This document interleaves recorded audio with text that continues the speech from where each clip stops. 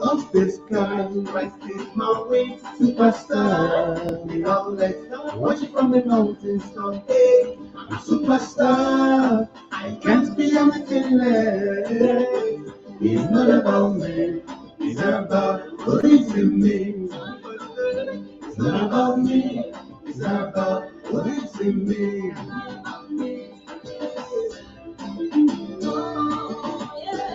If you are asking me who I am, if I tell you, will you believe me? You are asking me where I come from, if I tell you, will you comprehend? If you are asking me who I am, if I tell you, will you believe me? You are asking me where I come from, if I tell you, will you comprehend?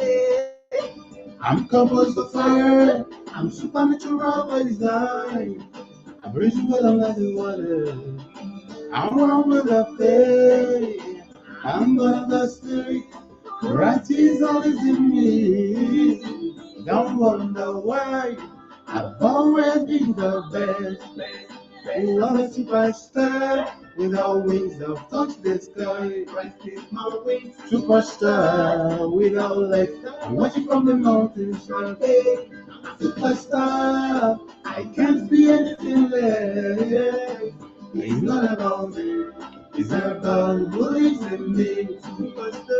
It's not about me, it's not about who lives in me. I'm a superstar without wings, I've touched the sky. Christ is my wings, superstar without legs. I'm watching from the mountains top. Hey, superstar, I can't be anything less. It's not about me. It's not about who lives in me. It's not about me. It's not about who lives in me. Yeah, my world is not about me. It's not about who lives in me. My children, not about me. It's not about who lives in me. My contact is not about me. My education, not about me. My life, it's not about me. Everything, it's not about me. Your life, it's not about you. It's about who lives in you. It's not about you. Know what you're doing. Your neck company. Your speed. It's not about you. It's about what lives in you. You. It's not about you. It's about who lives in you. It's not about you. It's about who lives in you.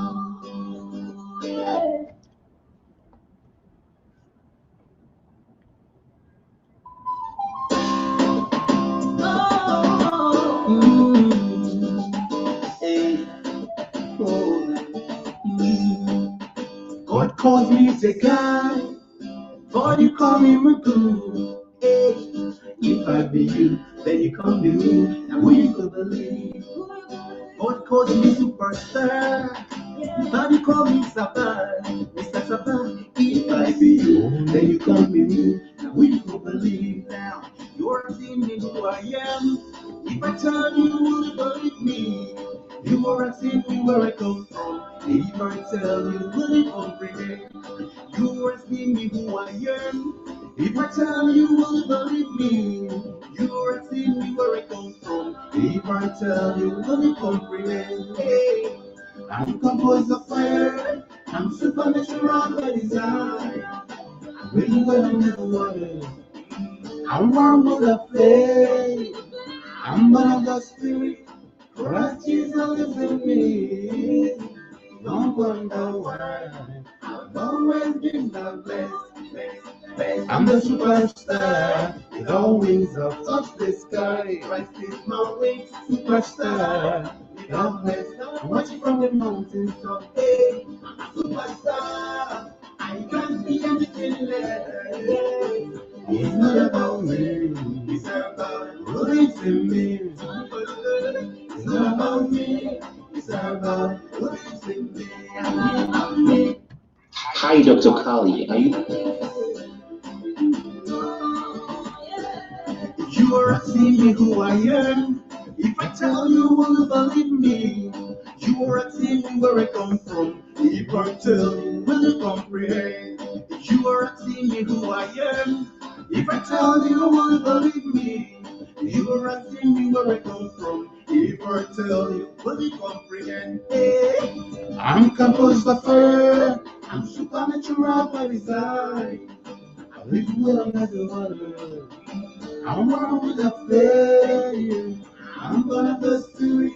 Christ Jesus lives in me. Don't wonder why. I've always been the best. I'm the superstar with all wings of touch the sky. Christ is my wings, superstar with all legs. I'm watching from the mountains top. Hey, superstar. I can't be anything less. It's not about me. It's not about who lives in me. Superstar. It's not about me. It's not about who lives in me. Hey, I'm the superstar without wings of lost the sky. Christ is my wings, superstar without legs. Watching from the mountains top. Hey, superstar. I can't be anything less. It's not about me. It's about who is in me. Me. It's not about me. It's about who is in me. Yeah. My world is not about me. It's not about who is in me. My children not about me. It's not about who is in me. My contact is not about me. My education not about me. My life not about me. Everything not about me. Your life is not about me. It's about who is in you. It's all about you. You want your children, you want their company. Everything is not about you. It's all about Christ. What is in you. It's not about me. It's all about what is in you. It's not about you. It's all about what is in you. Okay, let's take the song one more time, then we go over to the conference.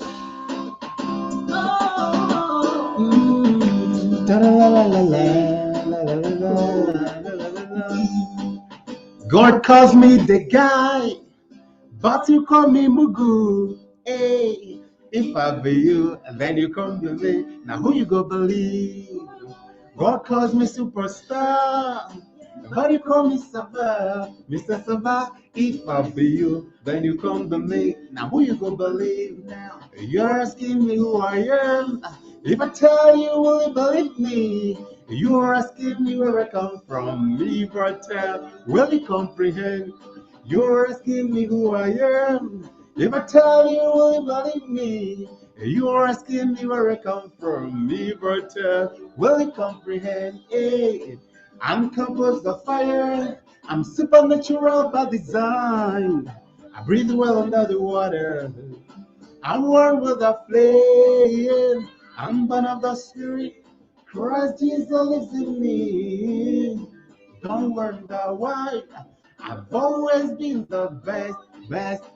I'm the superstar. Without wings, I've touched the sky. Christ is my way, superstar. Without legs, I'm watching from the mountains top. Hey, a superstar. I can't be anything less. It's not about me. It's about who lives in me. It's not about me. It's about who lives in me. Woo! You're asking me who I am. If I tell you, will you believe me? You're asking me where I come from. If I tell you, will you comprehend? You're asking me who I am. If I tell you, will you believe me? You're asking me where I come from. If I tell you, will you comprehend? Hey, I'm composed of fire. I'm supernatural by design. I breathe well under the waters.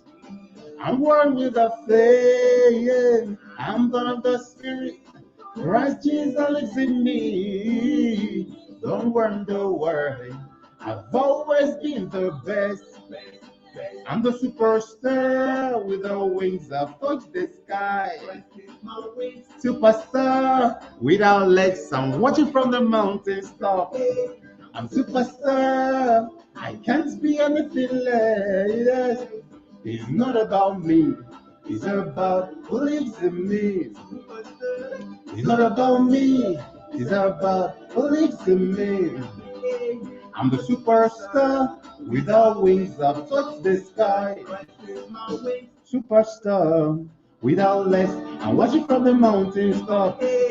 Superstar. I can't be anything less. It's not about me. It's about who lives in me. It's not about me. It's about who lives in me. My wealth is not about me. It's about who lives in me. My children, not about me. It's about who lives in me. Oh, it's not about me. My education, not about me. My life is not about me. Everything is not about me. It's not about you. Who lives in you? It's not about you. Your life will come with you. It's not about you. It's about Christ who lives in you. It's not about you. Who lives in you? It's not about you. It's about who lives in you.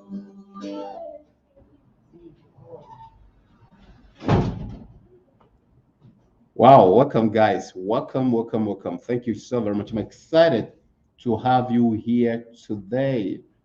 Thank you. Those who are online, thank you very much. Yeah, those who are in class, thank you so very much. Please, if you're here, just say who you are, what you do, the city you live in, please. If you are here, write on the the chat box your name, who you are, what you do, the city you are watching from. Please do that immediately. Let's start. Who you are, what you do, the city you are watching from. Yes, Joshua, thank you. Dory, thank you. Emma, thank you so much. Witty, David, thank you so very much. Alaji, you're welcome. Thank you. Yes, welcome, guys. Welcome and welcome and welcome. Yes, welcome. Okay, so let's get down to work immediata. Get down to work. Today we're working on a very important, yes, very important topic. Oh, sorry, let me put on my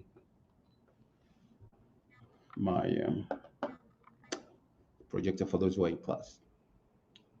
While I wait for you to write down your name, where you are logged in from, yes, what you you do, and the city you're logged in from. Remember, can we have the other air conditioner on, please, quickly? So try and do that immediately. Okay, two, if you're hearing me, actually, please try and see if you're hearing me. No, I mean, check if you're hearing me. Yeah. Okay, so if you're hearing me, also say yes so I can be sure you're hearing me. Joshua, if you're hearing me, write yes so I'll sure you are hearing me. My monitor says you are hearing me, but I can be sure. So, yeah, good. My monitor says you are hearing me. Thank you. Cephas Jonathan, thank you. Thank you very much. Cephas is my friend, great guy. Good. Okay. Now, if you want me to answer any question for you today, you can write down Babatunde, welcome. If you can write down what question you want me to answer, you can send it as a WhatsApp to this number. If you don't want to write it here, you can send it as a WhatsApp to 0818490430 0818490430. You can send your questions to this number. Okay, if you have questions you want me to answer for you, send your questions from time to time. Um, I'll check to know. Yeah, if you're outside the country, you add +234. Yeah, okay, let me put it +234 818 490 4305. Yeah, if you're outside Nigeria. Yeah, Doris, if you're okay, let me check. My friends are saying where they're calling from. Cephas. Okefas is from Abuja. Yes, Babatunde is from Kano, Nigeria. Thank you, Babatunde. Doris is Abuja, watching from City of Abuja. I've got a logistic company and a fashion house, unisex. Yeah. Doris is a graduate of Shankosin Business School, a great woman. Yeah. Great woman, great woman. Um, Professor Chukukere is watching from Omaha. Prof. Welcome. Good evening, everyone. I'm Okeze Chukukere Austin. I'm a lecturer and I live in Omaha. Thank you for coming in. Yes, if you have any question you want me to answer for you, you can just write it down there. Thank you, guys. Yes. So let's hit the ground running. Today we are working on a very important topic. Yes, very important topic um, that I call um, Remember, come and give me this thing that I call knowledge for renegotiating your destiny. Knowledge for renegotiating your destiny. Knowledge for renegotiating your destiny. A lot of people just live life, so simply. They live life like they can't do anything. They live life as if they have no option. Yeah, we want to check all the possible things. And most times religion is a culprit. Okay, I've seen it. Religion is the culprit here. Yeah. Most times you're told you can do nothing, is the will of God. I see people die every day who think is the will of God. And it just surprises me how it is the will of God that we can keep dying every day. So let's start. So, knowledge for renegotiating your destiny. So, I want you to type on the chat box, what do you understand by destiny? What do you understand by destiny? I'm not going to give you any dictionary meaning or academic meaning. Yes, we're going to discuss this very, very, very colloquially. So, destiny for a lot of people is a predetermined destination, is a predetermined future. Alaji, welcome. Is a predetermined destination, a predetermined future. It is a destiny they can do nothing about other than just say, yes, Lord, and agree to that destiny. Is something they cannot contribute to, they cannot minus from, and all those. Yes, that's destiny. It's your fate. There's nothing you can do about it. That's destiny. Yes, a lot of people think they have destiny. Um, the truth is, do we really have destiny? Now, there are a lot of biblical proofs of the big D, the big destiny that, oh, you are destined to, live this kind of life or die this way. Example is in the Bible is um, Judas. Yes, Judas is destined to betray Jesus. He couldn't have done anything about it. There is no way the scripture recorded that. Another example is Jacob and Esau in the Bible. Yes. Another example is Joseph. Yeah. Another example is David. Another example is Solomon. Another example, quite a lot of people, An example is even Daniel in the Bible. Oh, you are supposed to live this way and die this way.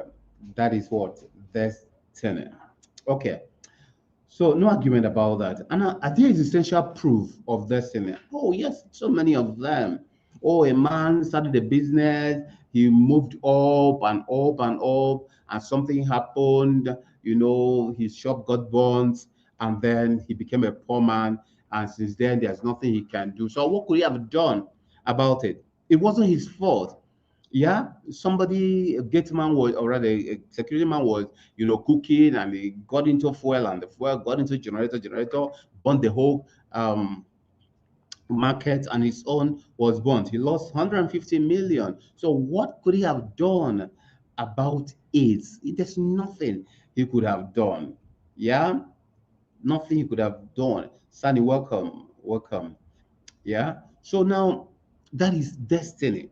What could he have done? Nothing. There's nothing he could have done about it. I give you my own personal example. I had polio when I was a little over a year. Yeah.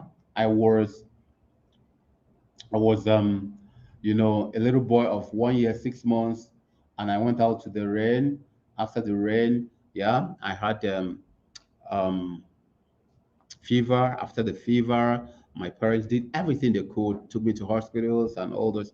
And after the fever subsided, after many days, I couldn't walk anymore. So that's my faith. Yes, I couldn't have done anything about it. Okay, so if we've got all this, let's now start working on, can we renegotiate our destiny?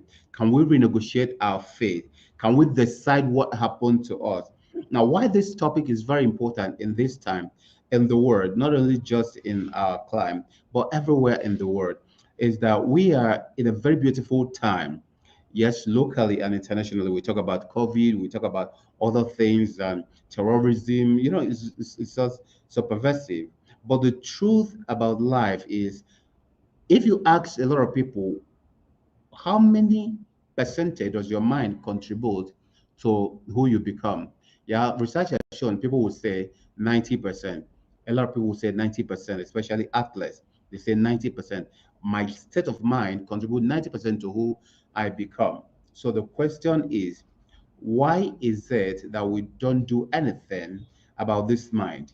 Yes, we give our body food in the morning, in the noon, in the night, but we don't do anything about our mind. Why? And that's the very big question we are asking this evening. So when we talk about faith, it's always something people, yes, want to hide under and say, there's nothing I could have done. I had a problem with my leg at the age of 1 year, 6 months. What do you want me to do? I couldn't have done anything. I lost somebody. I couldn't have done anything. My parents died when I was so and so. I couldn't have done anything, and all those. We're gonna unbundle all this, yeah, later.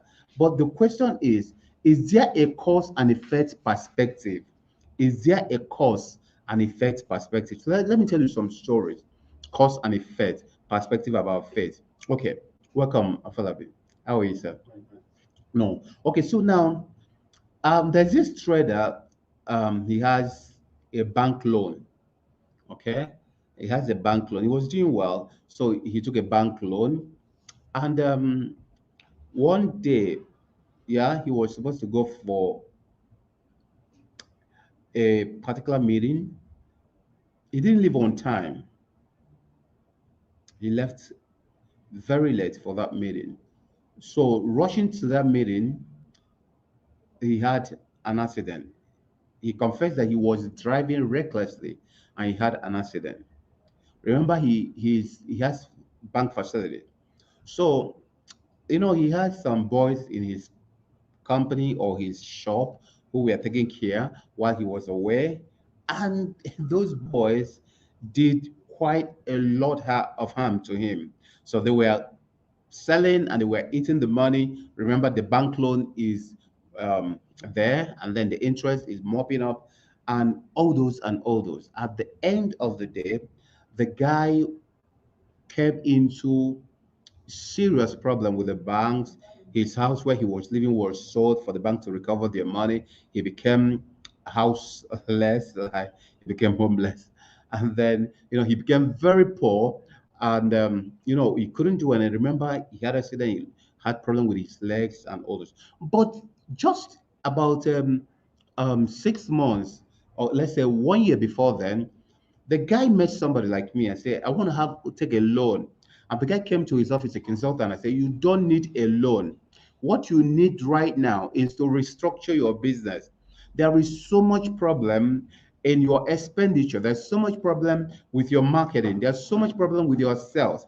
There's so much problem with your system. You don't even have system in your organization. Your internal control is zero, and all those and all those. So what you need to do, come for a course at Sean Cousins, Entrepreneurship Development Certificate course.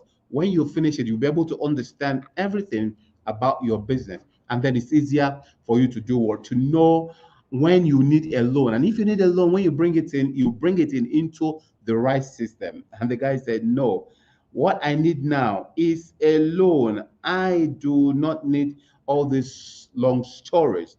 And the guy took the loan, and he had that accident, went into a lot of trouble. That's how the guy went down. Yes, he hadn't risen up to today. Okay, so that is one. Yeah. Thank you. Emmanuel David said, what did he say? You are leaving a lot of money on the table if you don't learn high skills income. I now make, who is this one, please? Yeah, never too much from my high skills income. I just keep enjoying online money. Oh dear, you should be too big for this. Yeah, you see, Emmanuel David, please, can you get out of that, please? Okay, so now when you don't understand systems, you will always think that life is just about luck. It's not true. Yeah.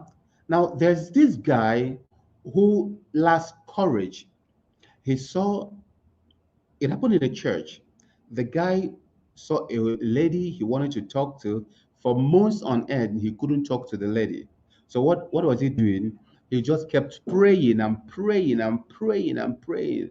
God, I want you to go and talk to this lady. I want to marry her. God, I want you to, you know.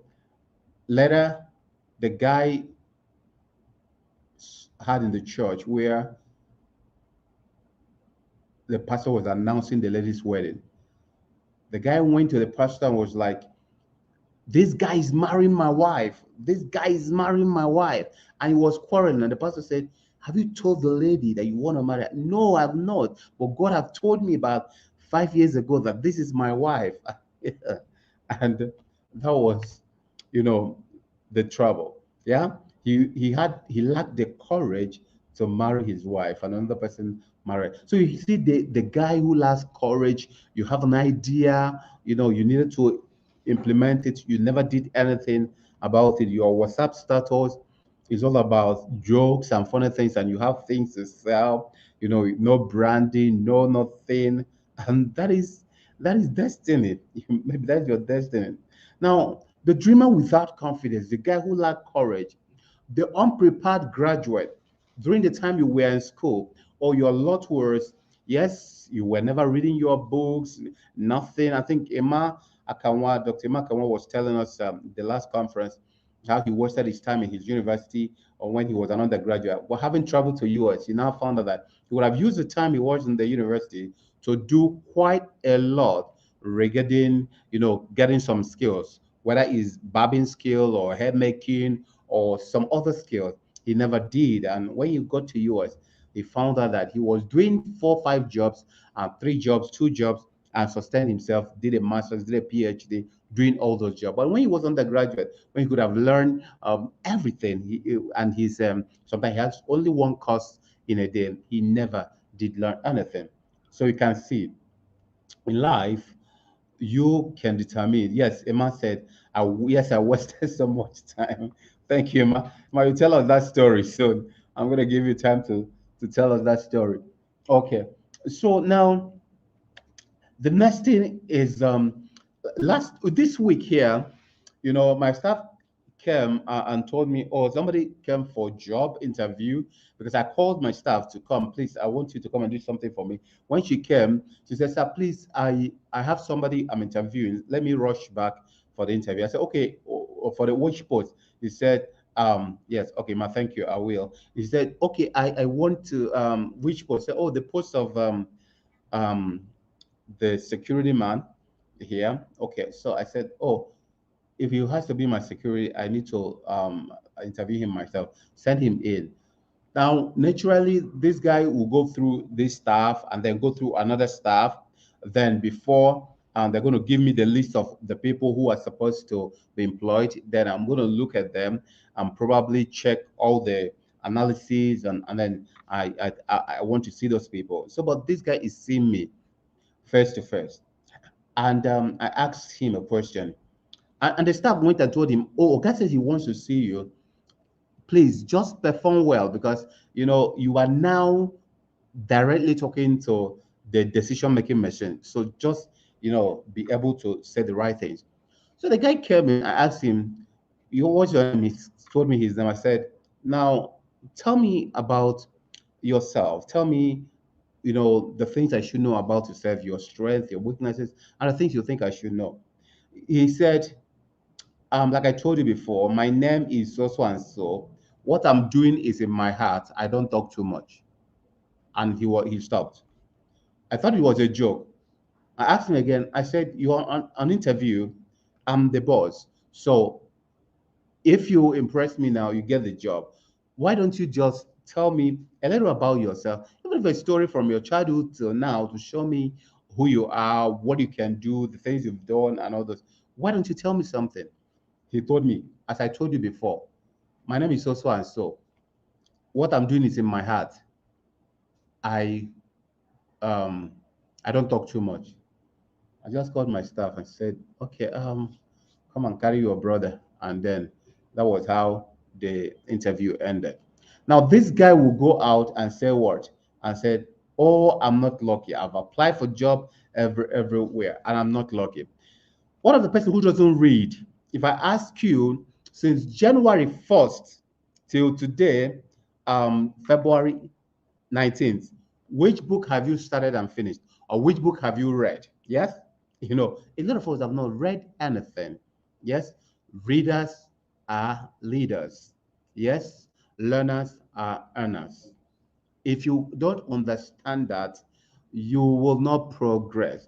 You will hustle and hustle and hustle. There is a limit to hustling. By the time you are 30, you are 40, you are getting to 50, and then you are still hustling. I just wonder your kind of God, the God who made you.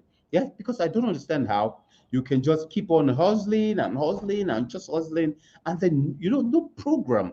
Yes, read it. When you read, your mind gets developed, and then you start understanding patterns. You don't start understanding system. Your subconscious mind is trained to identify what works and what doesn't.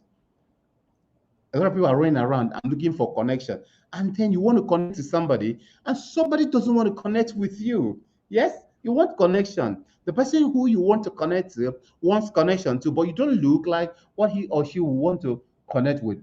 So let's now talk, because last conference I wasn't able to talk about the tools. So I want to see if I can start talking about the tools from today.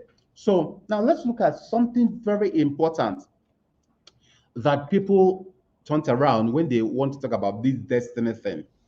Now, the truth is there is destiny, but destiny is very simple. That God wants you to succeed. That is your destiny. That God brought you here and wants you to be great. That's your destiny.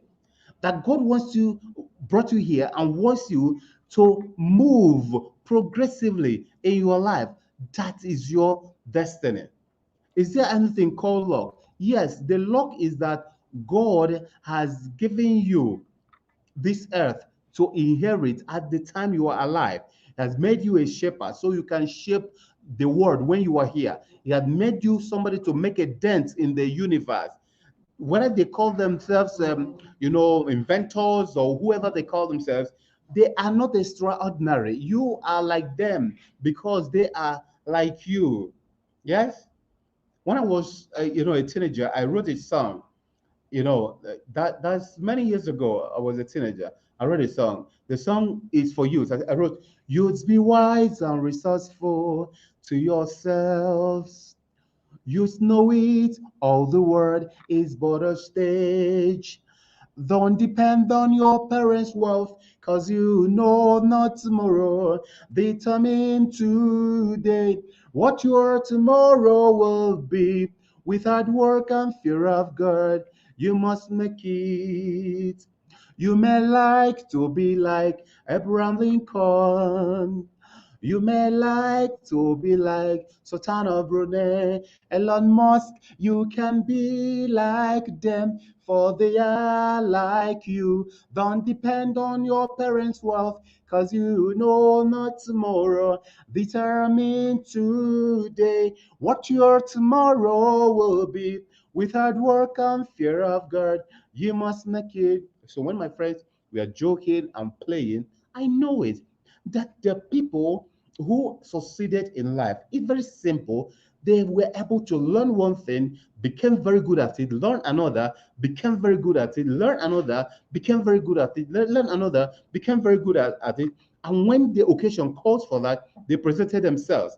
Example, yes, Joseph in the Bible, he knows how to interpret dream.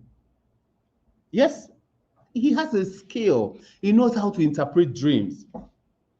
David in the Bible, oh, he knows how to fight. He knows how to, use his catapult and his arrow to do things. What do you know how to do very well? I'm not talking just about going to school. There's a difference between schooling and education. School is what we did to have this PhD. We are parading and become professors and all those. I have it, I have all of those. Yes, but it cannot make you rich. It can't even make you great. Go to high institutions. You see professors who are parading and they don't look like what they profess. Yes, even as I'm talking to you now, we are on strike. The lecturers in our climb, they are on strike as I'm talking to you now. There's some of them haven't been paid for 9 months, some of them 3 months, some of them, yes, all kinds of things. And these people have so much knowledge from biotechnology to atmospheric physics to this one and that one and that one. Yeah. If the government wants to destroy me, I can't allow them to do that. So you can say, oh, government is wicked. Government is that. Well, you can still wait. Keep waiting for government. Now, being physically challenged, I hear people who are physically challenged, get so angry with government, talk about government in such a way that is, very surprising to me. Why? Uh, Remember, in such a way that is surprising to me. Sir, please check in. Remember, everything okay. So in such a way that is very surprising to me, because you see, they don't care for you, and you keep waiting for them to, for them. Yeah, I put pressure on government, knowing that it's my right that government should care for me. But you see, I won't just wait and keep waiting until they care for me, because by the time they do, I am dead.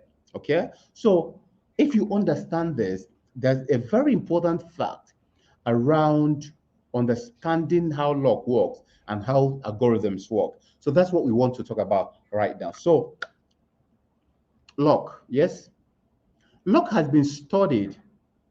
I'm going to open the line for people to talk, but for now, I just want to run it down. Luck has been studied, and a lot of books have been written on luck. One by Janice Kaplan and Barnaby Marsh is the title is How Luck Happens. Yes. Another one by Professor Richard Wiseman, I think The Luck Factor.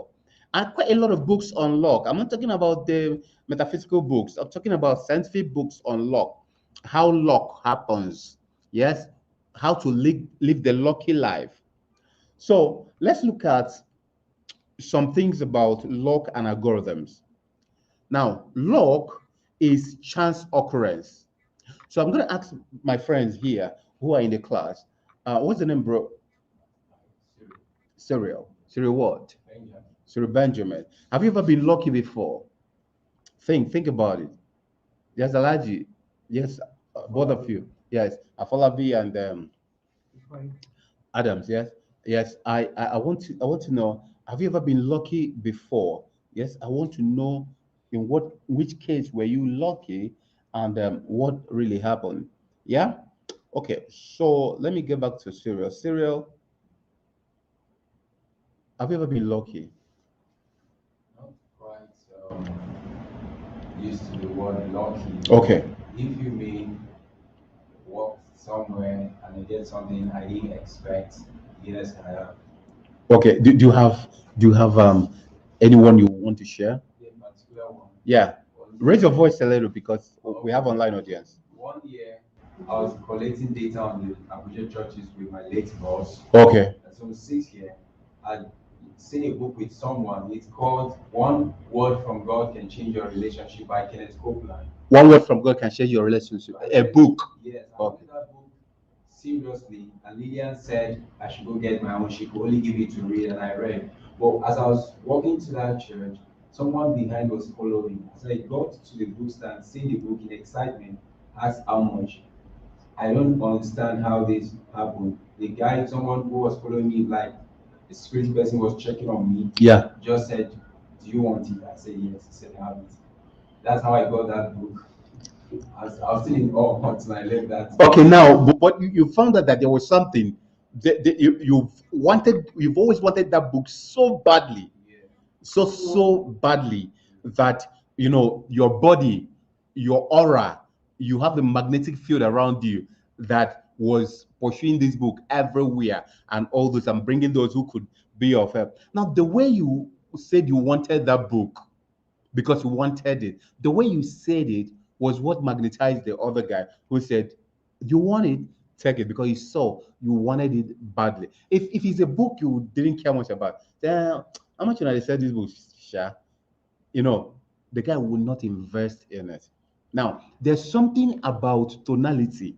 There's something about the psychologists say anytime you want something so badly, the hairs on your body will stand up. Your mental attitude, your energy will be so directed towards that. Okay. And then you'll be one-sided about that. But you won't know. You won't know about it at all. There's a kind of focus that makes you, become so energetic about it. There's what we call RAS, reticular activating system. Yeah. Now, I always mention it to people when you want to, I don't know the brand of car you have now, but when you wanted to buy your car or any other car you bought before, by the time you wanted to buy that car, you've made up, I'm buying, Nigerians, we know how to give car name. I'm buying Toyota, big for nothing. I'm buying Camry, big Nash. I'm buying, when you decided you wanted to buy that car, what was happening when you go on the road? Everywhere you look around, you see what? You see that particular car. You see, that's what we call reticular activating system, meaning that immediately you become so serious about something, wherever you go, yeah, that thing will keep start manifesting around you. And that's I will still talk about infinite optionality when I want to discuss the tools, because immediately you start understanding that the energy inside of you will magnetize what is out there to your life. I'm not talking about religion now. Neither am I talking about metaphysics or music. No, it's a human thing. A very important example, if you want to know what focus can do, um, you know, who reads with glasses here? I feel like, can you read a newspaper with glass? You can read without glass. Okay. If you as somebody who reads with glasses here, you cannot see. I'll give you something now to read. If you can't read it, I will now get a cardboard, perforate it into two, give it, you put it here. Your cardboard. I just open the eye here, open the eye, and put it on you now. If you look at the thing, you read it. Why do you think why do you think you can read it when I perforated? It's not glasses. Why? Why do you think it happened? Because you focus on that. Because that what do you call it, cardboard removed every other thing and concentrated all the energy into that. It is not a glass. Just I take a what do you call it, a paper, perforate it here, perforate it. You look through it, you can read anything, no matter how bad your eye is, because it has removed every other thing in the focus and it gives you only that one. Remember, we're talking about destiny, we're talking about luck and all those. I wanted this guy to finish his story without he say, I was just walking like a basically and this one happened and all those. It is not, it must be something that you have activated, your reticular activating system is on. And that is why the people who become lucky, they seem to be in a particular character or mode. They seem to be in a particular, personality type when you compare them with the people who are not lucky. Yeah. Now, remember what we're trying to do because of the argument around luck and no luck. I'm not interested in trying to talk about whether there's destiny or there's no destiny or that. I believe in favor. I believe I'm here to conquer. I believe I'm here to do and become who I want to be. So, very important to note that. So, I take that of my friend as a case. I don't want to go further. But let's move on by just working on Now, some of the things lucky people do, or the so-called people, these people have good luck or they have good destiny. Some of the things they do, they understand algorithms. Yes. What is an algorithm? Algorithm is a model process for solving a problem. Algorithm is a modeled process for solving a problem. Okay, those who are online, please just use the next 5 seconds to please share this meeting, share this meeting with your friends. Yes, those who are online, use the next few minutes to just click on the share button and share this meeting, please. Click on the share button and share this with your friends. Yeah, please click on the share button and share this with your friends quickly, please. Yeah. So try and do that immediately. Click on the share button and then share with your friends. Okay, let's go ahead. Now, algorithm is a model process for solving a problem. 1, 2, 3, 4, 5, 6. You find all the steps you need to solve a particular problem. Okay, so Alhaji Adams, when you wanted to come here, what you did was you put on your shirt and your clothes, and then you went and took your bath, and then after taking your bath, you rub your cream, and then you entered your car and started coming here. Is it what you did? You first put on your clothes before you went to bath. You did what? You took your bath, yes, and you rub your creams, you put on your clothes, and then you entered your car, and then you started coming here. You come here because you have a destination. If you don't know here, you can't be here. Okay. Now we're trying to make those simple relations because a lot of people think this is a big deal. It's not a big deal. That's why look around you. All the people you know that in primary school they were lucky. Yes. In secondary school they were lucky. In university they were lucky. Now you people are working, they are lucky.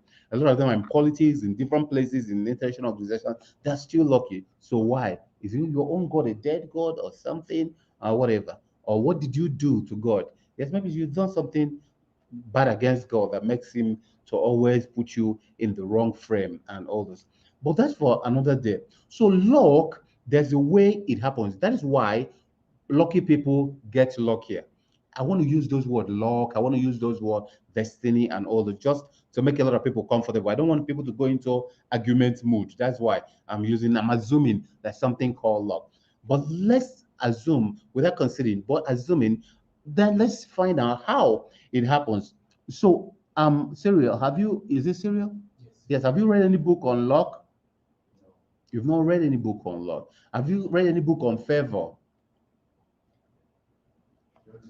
You can't remember. Okay, good. So now there are a lot of books on how people get lucky. I've mentioned the one by Barnaby Marsh and Janet Kaplan. Then I've mentioned the one by Professor Richard Richard Wiseman. Yeah, let me take his own and try to explain something from that. Richard Wiseman talked about the luck factor. Now, very beautiful book, but he talked about the fact you can download it at pdfdrive.net. Okay, your pdfdrive.net. Yes, you can download. Yeah, it's called the luck factor. Okay, you can download it there. Yeah. Now, he. Oh, sorry, drive. That is the PDF drive, not pdfdrive.net. The drive has an E, please. Okay. So now he said that lucky people have four major things that they work on that make them lucky. So number one, he talked about maximizing your chance opportunities. Maximizing what? Your chance opportunities. So let me ask my friend, Sarah. Sarah, when the guy bought you the book, is it somebody you know? What? Yes. When he bought you the book, did you collect his number? Did you keep tab with him? Did you try to find out who he is? So I'm going to discuss Joseph effects later, but let me talk a little about it. Do you remember what happened in the scriptures when he interpreted dreams to the two guys? So what did he do? He hugged the other guy and said, I'm going to die with you, and started crying. Is it what the Bible recorded? He left the guy who was going to die. What did he do? He faced the one that was going to live and said, what? When you get out of here, mention me to who? Pharaoh. Mention me to the king. You see, now look at it. You got lucky warrants. That is chance opportunity. Maximizing that chance opportunity now is what you didn't do because you never read any book on luck, on favor. So the first thing about what? About enhancing your destiny is to maximize your chance opportunities. You see, maximizing it. Now, what is it all about? A woman was in his book, he talked about a woman who used to win three lotteries. I'm not a believer in lottery. I don't do lottery. I don't do raffle. I don't do those things. Yeah, I don't believe in them. It's not bad. You can do. So it's not my thing. Now, I want to have my future in my hand. I want to say this is where I want to make $1 billion, and then these years I'm going to make it this, and I work towards it instead of waiting for some luck to follow me. I don't believe in that. Now, the woman wins three lotteries every week. Do you know how much she plays? She plays 120 something every week before she wins three. So what does that mean? In maximizing chance opportunities, you have to understand the law of average, meaning you must understand how to do more. If you have a product and you sell it to 10 people, there's likelihood nobody will buy. If you sell it to 100, even in your stupid, pessimism, you know that if you sell this thing to 100 people, no matter how unlucky you are, one person will buy. Is it true? Somehow in your head, you know that already. But what happens? You say to one, two, three, and they reject it. What happens now? You said, I'm not lucky with this things. They reject me there.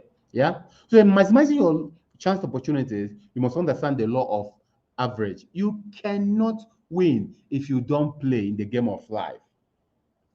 Yes. What do you do?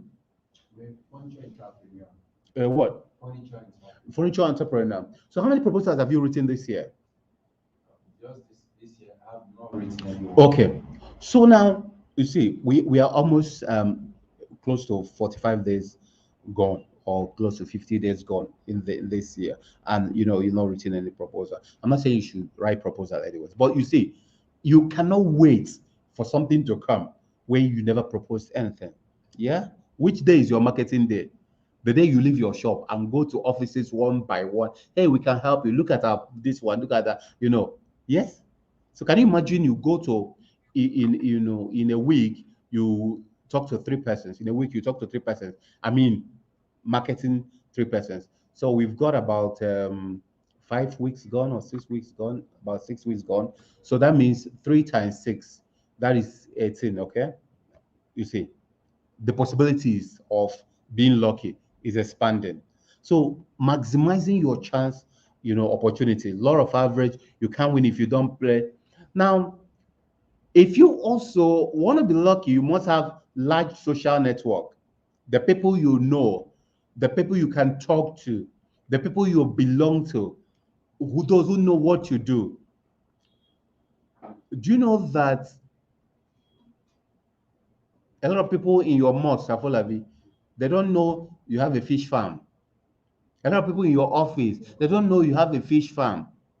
One guy came to my program and I was talking about this, and he just told me that he's still quarreling with his friend. That I told him, people don't know what you do. You assume. He told me that his best friend, bought tiles. He's into another thing. The guy, let's call him Afolabi, he's into something like maybe furniture. And over time, last 6 months, or last 1 year, he added tiles. The friend did not know. He assumed that the friend knows he is selling tiles. He never told the friend. So what happened was he came to his friend's house one day and saw that from down to up to all the floors, they've been tiled. In fact, the friend told him he bought the tile of close to 18 million, or because it's a quality tile. And he said, "Why didn't you buy from me now?" Because the friend called him to come and see what he has done. He said, "Why didn't you buy from me?" He said, "Are you stupid? You can't. You're always very, very stupid." Moses Bangboshe, thank you very much. uh, Now he said, "You are very stupid. Do you sell ties? Come on, get away. I come and see." He was taking, and the guy became so moody and say, like, "Adams, how can you do this to me? How much?" He said, "I put time more than 18 million." He said, "You didn't buy from me." He said, "You stupid. You don't sell ties. How can I be buying ties from when you don't sell ties?" He said, "I'm selling ties." He said, "I'll send you away from this." They're friends. You thought he was just joking. And the guy was moody of the way, was trying to explain. He never believed him until the guy got so serious. And he found out that he had started selling ties on 6 months ago. He said, "But he never told me. He never told me." The guy said, the guy now remembered that he never really told him. So he could relate when that day I was telling them in class about what? About the law of average and the law of making your network understand what you do. So that's why when you go to a lot of people's what do you call it status, they are posting rubbish. They're posting rubbish, patadas, and then they don't have money. Then they don't have they don't have people who are buying from them, and they're posting rubbish on their or WhatsApp, whatever. They're posting comedy. Who wants to be a comedian? And you post comedy all the way, not as if you post comedy and then you post what you do. Yes, you post comedy all the way to the end. If it is you post 1, 2 comedy, then you post what you do. You post 2 comedy. Your madness has a pattern. But this is just, you are stupid, downright stupid. You are spending data, you are doing this one, nothing. You're wasting your time. And some of them, they say they are worshippers of Jesus, some say they are worshippers of the prophet, some say that, and you are just, if these people you are following their way, if they were on earth, would they be doing the rubbish you are doing? That's why we will always say, WWJD, what would Jesus do in this situation? What will he say? What will he think? The same for Muslims. You should also, what would the prophet do? What will he think? What will he say? And you're able to behave in line with how he would have behaved if he's here on earth. Yeah. So a lot of people are just so funny. So should have a large network. Now, wherever you are in a crowd, be more relaxed. A lot of people, they enter a place, they're pressing their phone, they are not relaxed, they can't even make friends, they are hiding their words, their inferiority complex, and they think it's enough to just talk about it, and it's enough to just talk about the fact, "Oh, we don't greet people in my family. In my family, we always quiet. In my family, we are not the loud type." Clap for yourself. Money is loud. Yes, if you want to make money, you have to be loud. Yes. So you're going to go through life and die a poor man, and then I believe God. I'm waiting on God. And when you get to heaven, one of the things you're going to find out, wherever your heaven is what? When you were waiting for God, God was waiting for you. That's one of the things you're going to see. Yeah. So you must understand how to be relaxed, be open to new opportunities. So in that book, the guy said something that you should do what? You should talk to strangers. Elijah, when you were coming, if you took public transport, did you make attempt to talk to the person by your side? Say, what if he insults me? What if he says, what if, there's too much kidnapping and there's this one, that one? Yeah. Why must you say what he will say? Why must you? So you need to talk to strangers. He said at least talk to one person in a week, but I said talk to at least 3 persons in a week. It's a good point, this one. My friend So, used to drive this Uber, no, to Kumbu cars from Lagos when they raise your voice. Some people are online. my friend used to drive to Kumbu cars from Lagos down to Yes. north. From Lagos to North, he drives, Yes. Tokumbo cars. One day, Yeah, he carried one passenger, yeah, which happened to be an Igbo man. yes, He would drop him at Abuja. yes. So they started interacting. On their way Yes. to this place, that people mad. Say, are you doing this business? He says, this car, you want to say, no. I only drive it from there down to the field. Yeah. He said, okay, let me have your number. Yeah. We exchange number, you drop him here. When you reach Kano, you call him. Yeah. Say, you live there, simply say yes. Say, I want you, if you agree with me, do business with you. Yeah. I will buy cars from Lagos, give it to you, then go to the car stand you know, and sell it. Then we share the profit. Yeah. They just started it last December. Oh, it's just something new. Yes, just something new. You don't know him. But Okay, let me tell the story to my audience. So Alhaji Adam says that he has a friend. He's just trying to corroborate what I said. So he has a friend who drives car from, is a driver. He drives new cars or Tokumbo cars from Lagos to Kano to sell. So one day, while coming from Lagos to Kano, he met a man and he decided to carry the man in his car. In the car he's going to Kano to sell. When he took the when they were discussing, the man asked him, because the man would drop at Abuja, the man asked him, are you doing this business for yourself? The guy said, no, I'm not doing it for myself. I don't have money. The man said, okay, no problem. Let's exchange number. When the guy got to Kano, the man called him. The man is an Igbo man, called him the Hausa man and said, hope you got to Kano well. He said, yes.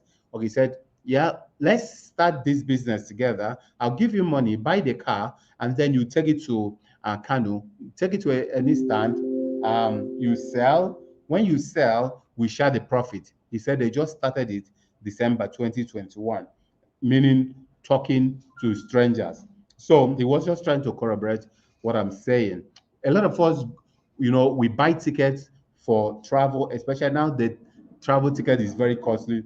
You buy tickets and you travel, in the plane. You don't talk to anybody. You're a big man, you're approaching your phone and all those. That's not the right thing to do. Talk to strangers. Your mom told you not to talk to strangers, but it's old school now. If you don't talk to strangers, you can be great. So talk to strangers. The next thing he talked about in maximizing your chance opportunity is that you must commit to engaging in new activities. When was the last time, Afolabi, when was the last time you did something for the first time? Yes? Maybe recently we knew ourselves. We started reading books. Now every week you read at least one book and all those. Yeah. A lot of people, months on end, weeks on end, is the same routine. They wake up, take their bath, go to work, come back, watch television, press their phones, and that's all. When was the last time you did something for the first time? I think it was after that lecture, after the visit to Swane's one, when building on the lecture we received that Yes. we need to get out of fear. Yeah. So then this my friend that has a land that he actually told me to sell. Yeah. So I have to go there and give the man that are farming there a notice that this season we should ensure that it clears off this. Because you want to sell the land. Yes, we want to get we actually have to sell the land, because we don't know when it will. So I begin to Make plans on it. Yeah, make plans on planting something or rearing. Yes. Something there. Wonderful. Yes. Wonderful. Where's the land? It's in Okay, he's not selling it yet.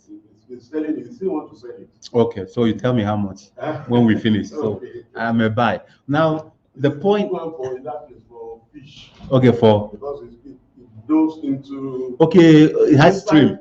Everything itself. Wow. Well, let's talk about it later. Okay.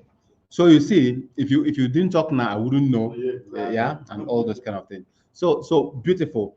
So you must always ask yourself, when was the last time I did something for the first time? So the second thing he talked about when it comes to making yourself lucky. Remember, we've talked about maximizing your chance opportunities, and we found out that Cyril effed up. Cyril effed up. Yeah, he didn't do what maximize his chance opportunity. He doesn't know the man that bought him the book. He doesn't know anything about that person, he just left it that way and he went. Okay. Yes, time will for me to tell you my own stories about how I had explored this kind of opportunities and what came out of them. Look at whether it's Dangote or is Adenuga or is anybody you ask. Yes, they will tell you how they had exploited these opportunities and were able to, yeah, to make great things out of it. So the second thing is listen to your lucky hunches. That's the second thing Professor Wiseman talked about. Listen to what? Your lucky hunches. Yeah, listen to your intuition.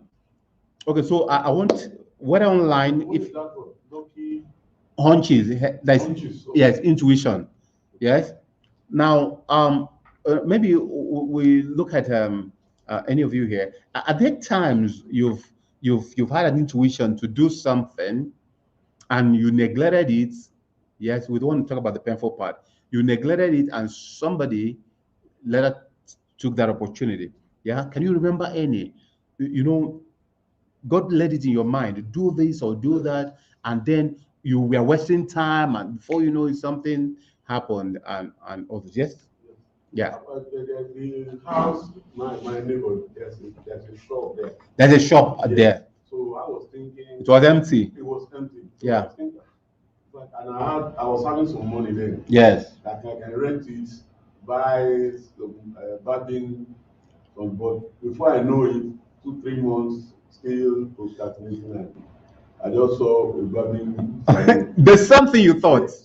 You saw it They there. are still there till today. They're still there till today, and all those. So what do you think? I told you last time that what that idea is what divine broadcasts. When God wants something done, He wants a barbering salon around there. What does He do? He broadcasts the idea. Yeah. Or anybody, if now we are here, you can tune to Kano Radio, you can tune to Wazobia, you can tune to WeFM, you can tune to whatever. Now that we are not tuned in, does it mean they are not existing? They're broadcasting. So when God releases those ideas, if you don't have the antenna to do what? To tune into that, you will not understand anything. That's why even if somebody is doing it, is saying something about it, say, will this thing work? With this, because you are not picking the whole thing. If I tell you the businesses I am starting and I'm opening, businesses, yes, a lot of businesses. Some of them I'm starting them with some universities. Some of them I'm starting them with polytechnics. Some of them are the one I'm starting on my own. Some of them are so many of them. If I tell you now, you will laugh and say, what is this? Well, you won't laugh because at least you know the things I do. But you will just, wow, how did you get this idea? Yeah, I'm tuning in. I'm tuning every day. I do. How do you tune in? You can't tune in by eating too much fufu and drinking alcohol. I don't have anything against what I'm saying. Drinking, and sleeping. You sleep and then snore and then wake up after 20 hours and then you no plan. You cannot. Yes, you need to charge this brain so that it can tune up to that realm where it can get information, it can get ideas. Yeah. So listen to your lucky hunches. When those things come, start trusting yourself. Start trusting yourself. Yes. Cyril, where on earth, which establishments, one establishment, can you name one establishment that doesn't have furniture? Just think you could remember. An establishment doesn't have furniture. It's very difficult. Even in the farm. Even in the farm. I just started. I did this table. I just use it to start a furniture company. In the next 1 year now, if you calculate all the money you've made in furniture from the time you started till this year, God forbid, maybe I will make more money than you. But that's why you are here. So we say God forbid to that. So I will make and you make more. Yes. So the point is, whenever I have a problem and I do what? And I solve the problem, what do? I know others have the problem. So you see this hall. Look at our normal table. Did you see that table, the white one? Yes. So now, when we needed to do your program, Yes, it was supposed to be 2 classes. And I didn't want 2 classes because it was retiring people. I wanted them to feel me. I didn't want 2 classes because I can't teach the 2 classes. I wanted everybody to be here. So I said, what will I do? I now checked that table and I said, if I get to third of it and remove 1/3, yeah, I checked here. I found out that it will swallow all of you. Did you get that? That was how. Okay. The point was, okay, we needed the leg to be um collapsing so that it's not here when we don't need it, and all those kind of, I had to walk around it and all those kind of things. You get. So this is not difficult. If you solve a problem and you're able to solve it well, you do what?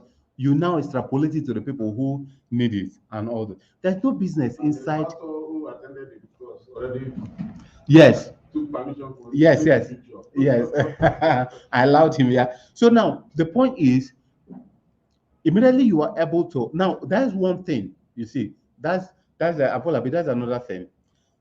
I told them to put um produced by Dexter Rosie Furniture, to do the label of the furniture company and put on top of it, but they didn't do it, because they forgot to do that, and put it there. Okay, so if that guy had seen that, he would have called the number on that, because he doesn't need to go and start fabricating for himself. He would have called the number there, and they would have done it for him. Okay, so that's the point. The point is understanding how to, yeah, listen to your what, your lucky hunches. That's that thing that tells you do this and do that, and yeah, ability to understand that. Okay, let's talk about the next. Okay, so how do you train your hunches? Yeah, according to Professor Wiseman, you train your hunches through meditation and mindfulness. How many of you are still doing the breathing exercise I gave you? Yeah, oh, wonderful. Yes. I try it once.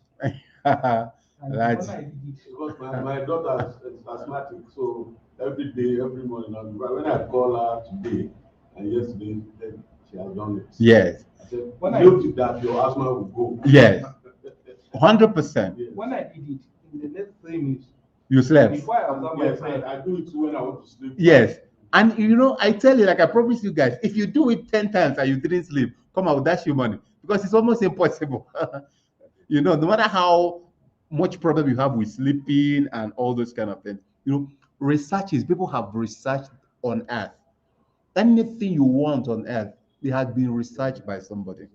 Yeah. Now, did we start, or did we, okay, let's say, did we start calling people from a distance through phone? Is it that when we started calling people, that's when that thing was available? No, it has been there for anybody to discover. But the point is that at every point in human life, in human, development, people will always think the hard thinking, HERD, herd, the herd, the group thinking, and that's what is happening. And that's why you see me every time I talk seriously about religion, because it is not doing us a lot of good. Look at Africa, where we have too much religion. Look at China. Look at places where they are not as religious as ourselves. What happened? They are doing so well. And we that are too religious here, we're not doing well at all. Yes? Immediately they mention, or according to the Bible, what happens? You suspend your thinking. Yes? You ask yourself, according to Bible, what would Jesus do if you had quoted this thing for him? What will he do? Remember, he was quoting the Old Testament, telling them the things they are doing wrong. Who killed him? Was it the politicians? They didn't have any problem with him. If Jesus come today, the people who will kill him are the Jews and general superintendents and ministers of the gospel, because he will tell them, oh, this building is not what I want. Remember, he told them, this building, I will break it down and build it in 3 days. That was one of the accusations. He told them, this, your, maybe whatever, your car or whatever, is not what I want. They will say no. They will crucify him again. Yes? So the truth is, we have to free ourselves and start understanding, yes, the things that make for, greatness, and what God really wants from us. He wants us to take the gift he had given us and give to the world. That's what God wants of us.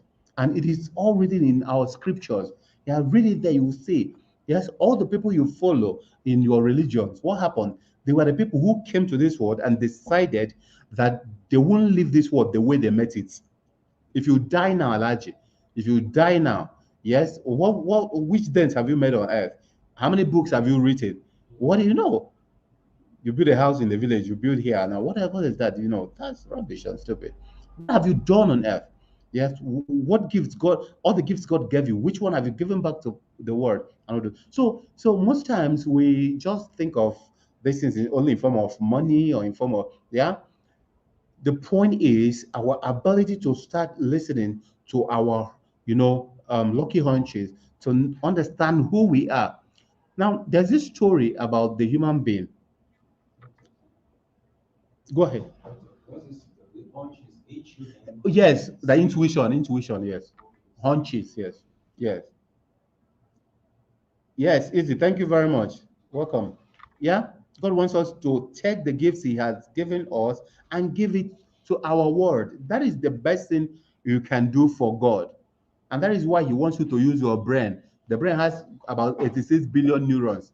Yes, He wants you to use it so that you can give back to the world. So we talked about meditation and mindfulness as a way of understanding. A lot of us every day we are running kitty kitty kata kata. We every day we kitty kitty kata kata kitty kitty kata. Then we are watching television. We are no time to think. We don't think. Yes. And then we're talking about luck, and then we're talking about destiny. And then which destiny? Destiny for you to only watch television and die and get out of this world. You're watching, help me, all those Indian, and Chinamama, help me, those Indian films. What are they? Chinamama, help me quickly. Those Indian films. Z World, Telemundo. Mama, help me. That only what you know. Okay, because you don't want your father to catch you today. Okay. Okay, so now, so listen to your lucky hunches. Yeah, don't overburden your mind with. Remember all those things you watch on television. They acted it. Somebody's giving that gift to the world, badly or good. Anytime you're watching television, you're watching those who are living their destiny, their life. So if you ask me, those who have big televisions, they don't appear on television. Those who don't have television, there are people, and to those who appear on television, they don't even watch television. So, number three that Richard Wiseman talked about is what he called expect good fortune. Yeah, I'm going to talk about the tools I've developed around your destiny, how to renegotiate your destiny. I'm going to talk about those tools, but let's just talk about these things first. Yeah, expect good luck. How many times you wake up every day and you start confessing Buhari? You start confessing this country is messed up. Oh, God knows this country can never be good again. Oh, this country, and then you are inside that country, and then you want things to go well for you. Confession brings possession. I'm not talking religion. I'm talking existence. Yes, you see me. I always say I can never be poor. Even if there's war in this country, I can't be poor. Yes, and I mean it. There can't be war in this country because I'm in this country. But if there's even war in this country, I can't be poor. You must make up your mind about these things. Yes, you must make up your mind. There are things you know that cannot happen to you. You make up your mind about that. Just think about it. Start looking for snake everywhere now. Start just looking for snake every time. They say snake is in everywhere in Abuja. Snake is everywhere in Abuja. Snake. Just for the next 1 week, be serious about it. If you don't see 5 snakes, call me. Somebody say if you don't see snake, call me a bastard. Now if you don't see if you don't see 5 snakes in this week, if snakes this week, what's the point? The point is very simple. Yes, the law of expectations. Yes, yeah, yes. Thank you. The parapositive conversion.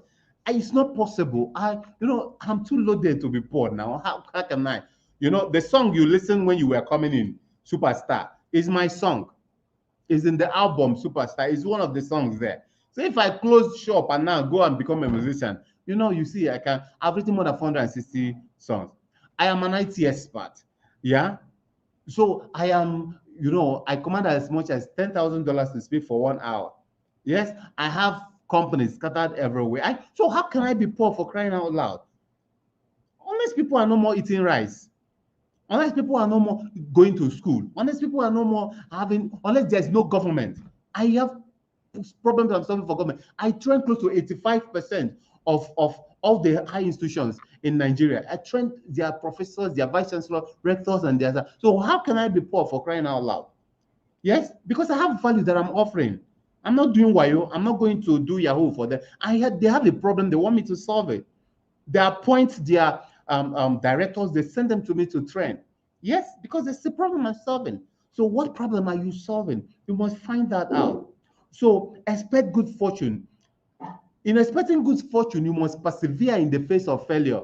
A lot of people, immediately something is about failing, they will do what? They will leave it and run. They don't want it to fail in their hands. By the time Cyril will go on Monday now, and he walk into an office, Dr. Kale told him to go to go and talk to people. As he walk and say, "Who are you? Get away. Get out from my office. How can you become? Get away." You know, he said, "I told that man, I told that doctor, this thing don't work. But when they talk, it could be like." If you fail, you do what? You repeat. There's something you must have learned. You repeat. Before you know it. Yes, you get the failure curve. And then it's always when you are diving like this, bam, and you are reaching the ground, you do what? You take the curve and you move up again. Yes? It sounds funny, it sounds simple, it sounds like, oh, this guy is talking. But remember, I am disabled in my lower limb. Remember, I'm living the best life ever. Now, how do I do it? I'm wearing rod on my legs and I'm sitting here. So how? I'm the person that's supposed to be complaining about this country, complaining. There, in the universities, most of them, like in the university where I belonged, to enter my faculty is like going to hell. Erosion everywhere. To find a class, I could go around for 2 days. I've not found a class to teach. Then you could find a class, the third floor of a building that doesn't have any lifts, and children are running kitikataka, and they are running and they can push you down. I will suffer and go up there to teach and come down. And no toilet. No toilet. You get, you stand yourself. You don't take time. Yes? So I'm the person that's supposed to be complaining about this country. I should be complaining and bitter against everybody. So why am I happy? Oh, you thought I have billionaire parents who just gave me money someday. Yeah, to take 100 million. Yes? They did their part and tried their best, of course, the way they try for every of their children. So the point is very simple. Your ability to start understanding that expecting good fortune, yeah, you must persevere in the face of failure. How do you do that? Yeah, you need to do affirmations. One of my greatest prayer is what? This is the day the Lord has made. I must rejoice and be glad in it. I don't say I will rejoice. I say what? I must rejoice and be glad in it. This is the day the Lord has made. I must rejoice and be glad in it. This is the day the Lord has made. And everybody says, Kali, you are very lucky. You are lucky. I say, amen, I'm lucky. Yeah. The luck I have is that God has taught me some principles that a lot of people are not paying attention to. And these principles are free. God has given it to everybody. Yes, you're afraid of making your imam or your pastor angry because you have there's a view that is the right view and all this. Now you need to have positive goal setting and visualize good fortune. That's what Professor Wiseman said. I'm trying to just talk about him regarding what do you call it, luck. Then I go over to some of the what do we call it, some of the tools, because last conference I came here with 25 tools and I was able to talk about only 4. So I want to start the tools today, so I'll be able to finish it by tomorrow. So number 4, according to the Professor Richard Wiseman, his book The Luck Factor, the number 4 thing you should be doing to increase your luck is what? Turn bad luck into good luck. How do you do that? You see, the place you went and you didn't get things, you do what? You go again and again and again. They get tired and they open the door for you. I called a friend last night. Cyril is laughing against me. I called a friend last night, and he laughed and laughed and said, why are you remembering this thing now? Do you know what happened? This friend invited me to his house. and invited. He came for my training. He's a politician, an honorable member. He came for my training, and he was blown away. He invited one of the head of his governor, and then and told him this guy is too much, and let's use him in the states and all this kind of thing. So that guy he invited, thought he said when we spoke, he saw that this guy is too smart too. He had reason how does he use me, I'm behind his fronting and he's making money, and he said, okay, I'm going to subsume my company into his own company. I'm going to do this one. I said, excuse me, sir, did he tell you who I am? Anywhere you come to school in the whole world, anywhere, whether you are in Harvard, you came to Harvard, or you came to Yale, or you came to anywhere, local universities here, I'll be your lecturer. So me subsuming my company on the Google us. When people tell you about people, Google Dr. Kali Cousins, Google my company and know what we do. And then you can now say, what is it subsume and all that? Because we have been on this talk for about 30 minutes to 1 hour. He kept going round and left until he met this. And I said, no. So after my talk, he did like the and told his friend, let him see him outside. And he saw the friend outside. I went with my wife and said, what he's going to tell his friend now is that this guy is proud. We're not going to give him a job. So his friend came in, the honorable member, and said, oh, so Kale, okay now, so that I will talk later and all those. When I was telling my wife, I said, because of this thing, I will go and make their governor my friend. I will go and make sure I penetrate that state. I don't have interest in that state, but I'm going to make sure I penetrate that state and I do work for them. Yeah. And this guy will now see me there. And do you know what? As I'm talking to you now, I've done so much for their governor. Yeah. So I just remember that guy yesterday. I called him. I said, hey, I just remember what happened in your house. When your friend took you out, I told you that this guy is proud and all those. Now, talk to your governor and ask him about Dr. Kali Cousins. Say, Kali Kali. When you do your this, you're bragging. People will think it's a joke and all those kind of things. I said, no, the madness has a pattern. Yes, it has a pattern. There's a force. There's a force this world listen to. That's why no matter how you hate some people and you see them progressing, your hate will not do anything. That doesn't mean you go being proud everywhere.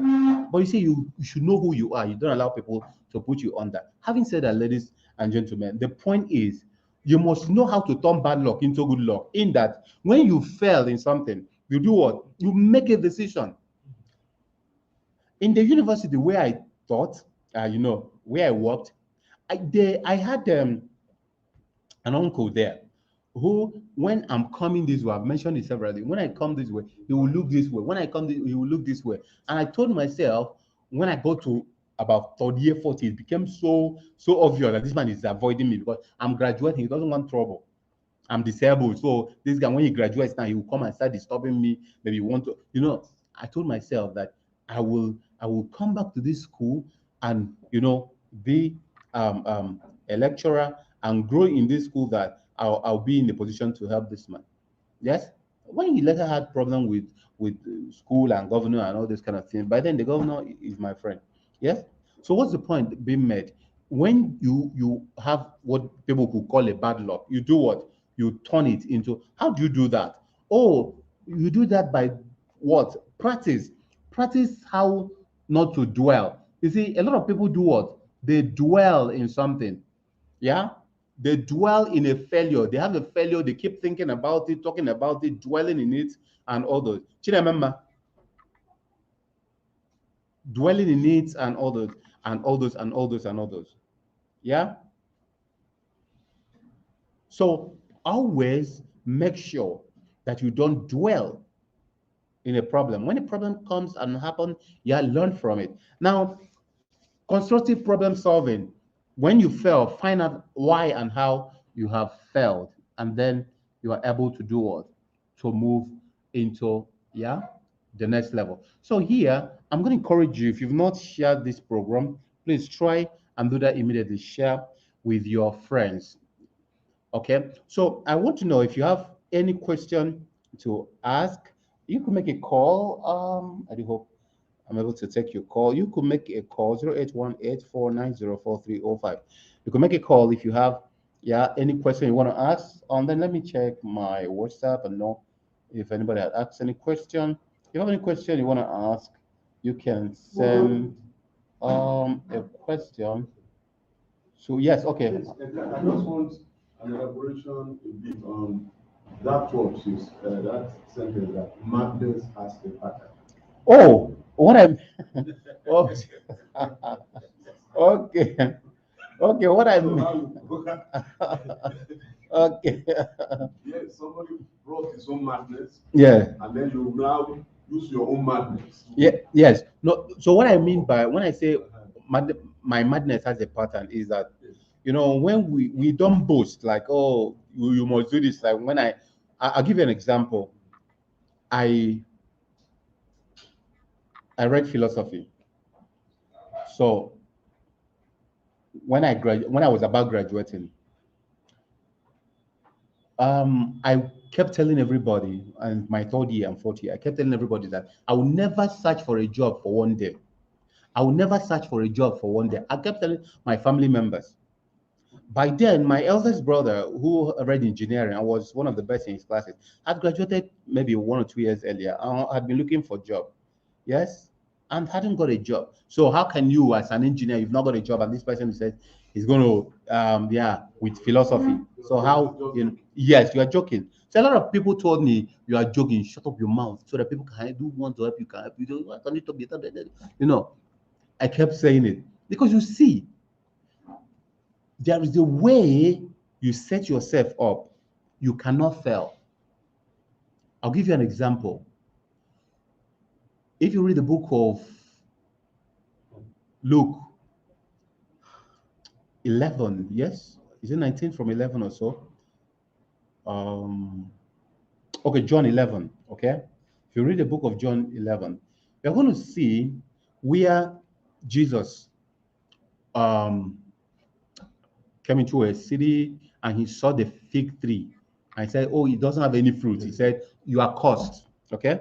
And nobody eats of you again. And the Bible recorded that his disciples had it. That's what the Bible recorded. And that recording was not necessary.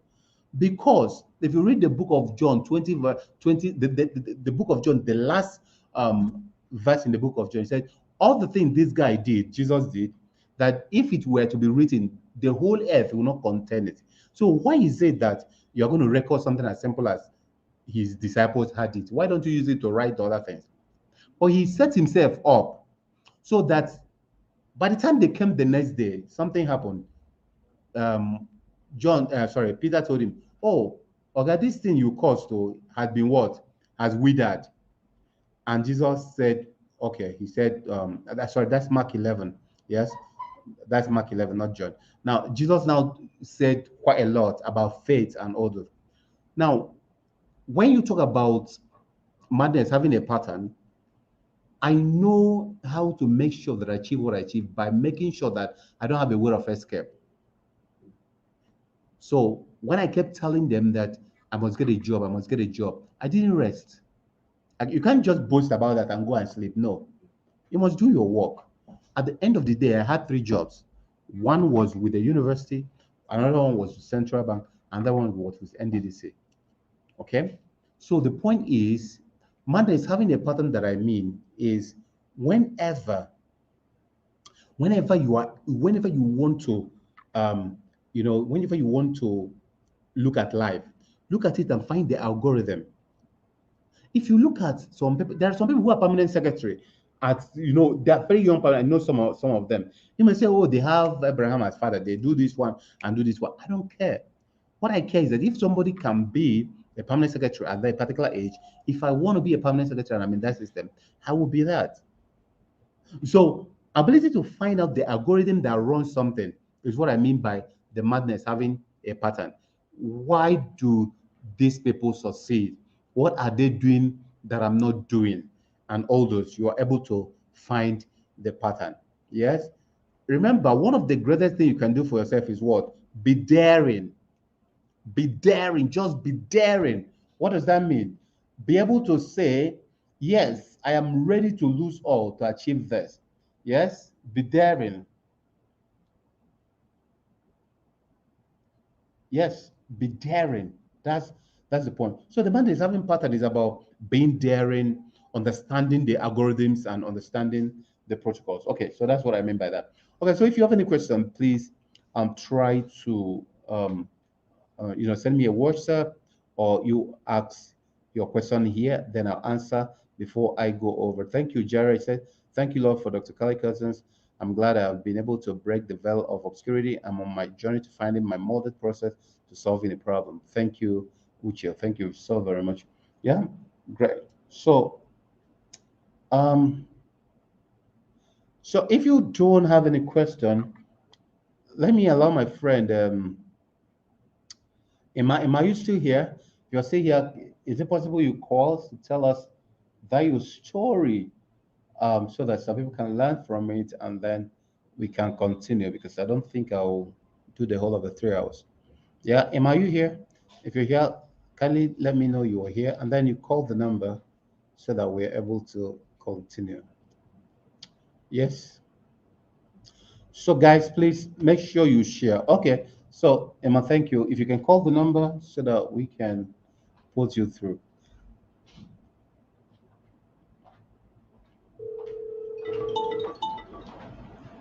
Okay, hello, Emma. Oh, this is not loud again today. Why? Hello? Oh dear. Seems I've caught him.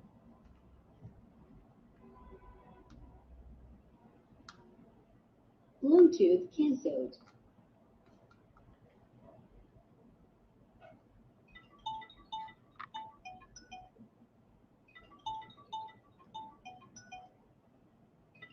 Enter to Bluetooth.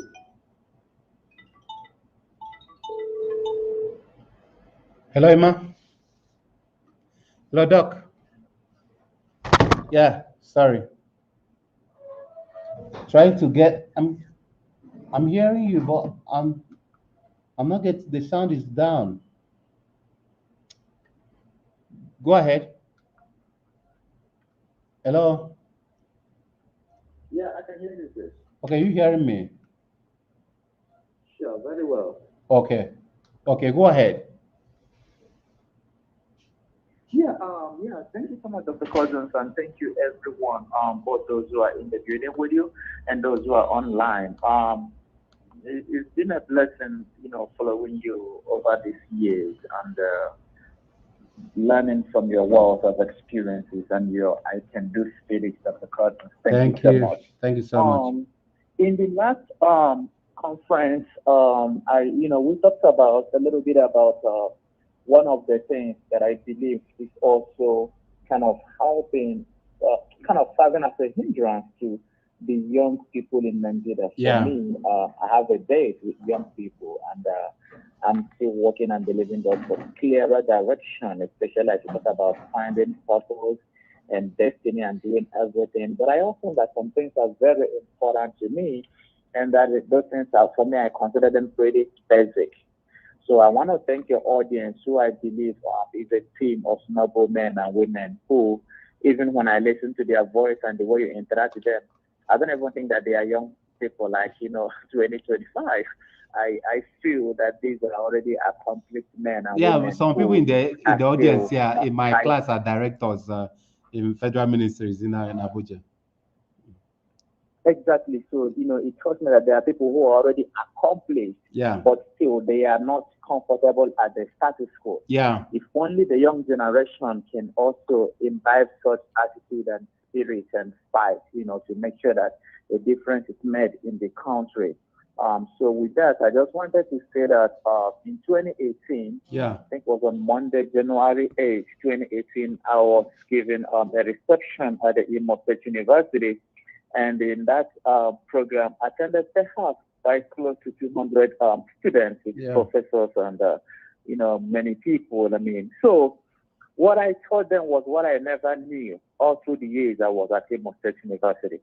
And so, Dr. Cousins, as we continue to reach out, please, the university is your world. Even though you told me in 2011 that, Emma, I'm leaving this job. That was when I visited your office. After my fourth year in the US, I came home for my dad's funeral. yeah, I came to your office and we met face to face. And you told me that, you are really seriously thinking about leaving. I'm like, leaving a professional job? Again, I know better now, you know. So, Yeah. but with that said, I wanted to continue to, push this kind of message to the younger people. Mm. If you have directors, ministries at parastatals who are coming to your conferences, listening to you, expanding their businesses and growing, the younger people even need that information much more Yeah. than our current audience. So I thank them and I thank you. So what I told them at the Imo State University was about it. As an undergraduate, I was one of those that wasted 4 5 years, picked up a degree, of course, with the best of results and left, Yeah. right? My point was there were other things I could have done Yeah. in skill acquisition, in self development. Yeah. Could have been learning how to sew, learning how to cut hair, learning how to, even if it's opening a small business center, learning Yeah. how to do photocopying of documents for people, Yeah. business related, something that will help me. Because, sometimes you may have just one lecture, as we call it, then it's a lecture. In the US, we don't do lectures. Yeah. You may just have one class in a day. It could be sometimes 9 to 11. And then we just go back home, watch TV, play, chat, Or stay in the and love if garden. students who, Or stay in the love garden. and didn't or stay in the love garden, top butter, then you drank Fanta and then chatted, and wasted time and left. And Yeah. then weekends, you have weekends thought to yourself. So that's why I wasted all those years because there were many things I could have done with my life and with my time Yeah. that will benefit me. And that's why when people come in now to ask me for money, want to register for WAEC, I need money for Musham and all those things. Well, while I give, I say now within this 1 year you're waiting for your result to be out, go and learn a skill, Something. get into a trade, do something. Do I'm giving you the something. money to register for the exam, but make sure you go and learn something because sometimes you may wait for admission for 1 year and you won't get it in that year. So you see 2 years rolling away before your face. Yeah. And you're doing big boy or big girl, dressing up and down, and that your life is flying away before you. So I tell them, while you're waiting for this result, go and do something.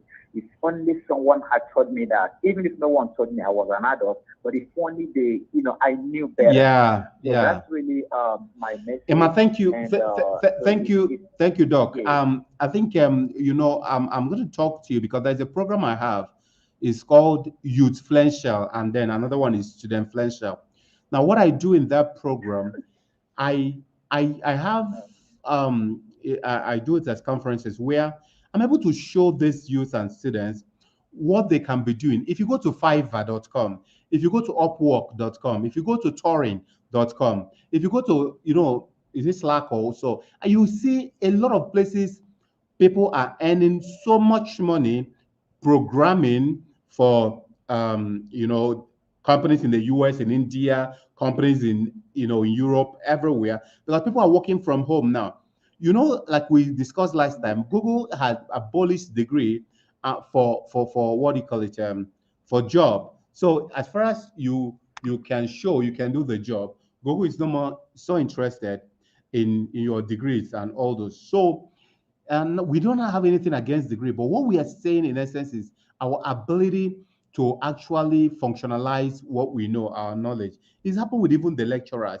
They don't know much. And there's so much ignorance about how the world works when it comes to our institutions and all that. So Emma, I'm gonna bring you into that project. I'm gonna discuss with you this night so that you can help with being a resource person in that conference and be able to show our youth the simple things, because the thing now, you are in the US, somehow you stop somewhere and Biden will open your boots and do what, and put money, and then you will close it, and then you start going, you start walking away.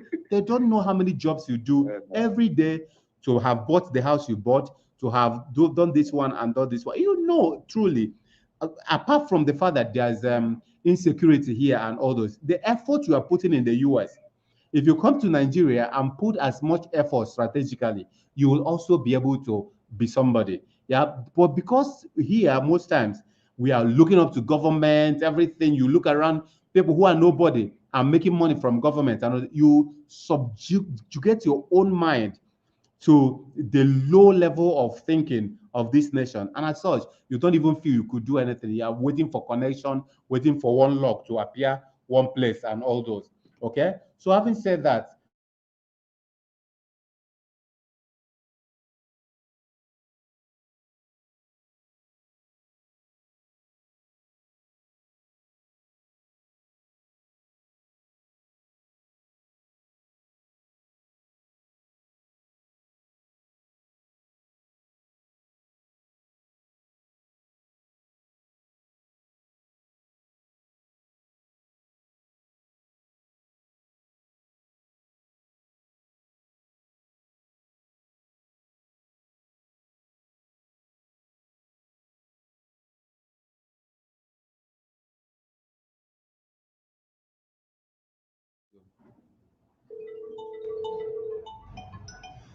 hello, Emma.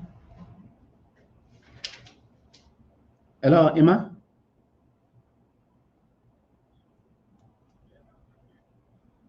Yeah. Okay. Don't worry. We'll talk later about that. Okay. Thank you. Okay. Okay, so guys, sorry, I think my distance flipped up and on. Okay, so Emma, thank you so very much for that insight. So, in the absence of any question, let's go over to the tools for renegotiating your destiny. So write it down, tools for renegotiating your destiny. So if you're still hearing me and you're online, please let me know you are still hearing me. Tools for renegotiating your destiny. So that's what we want to talk about right now. Don't joke with these things. The reason a lot of people are not great is very simple. They think that greatness is about going to the sky or going to Babalawo. If you can do, thank you. Okay, Ma, you are hearing me. Okay, thank you, Israel. So if you are able to start understanding, thank you, Jonathan. If you start understanding what it takes to, yeah, build your life step by step, step by step, step by step. Okay, so we start with a question. We start with a question. So I'm gonna start with my friend. I'm gonna start with my friend on Serial.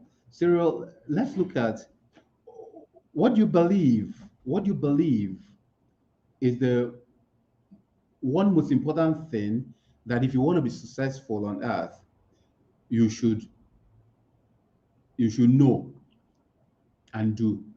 Yes. So those online, please help me. What do you believe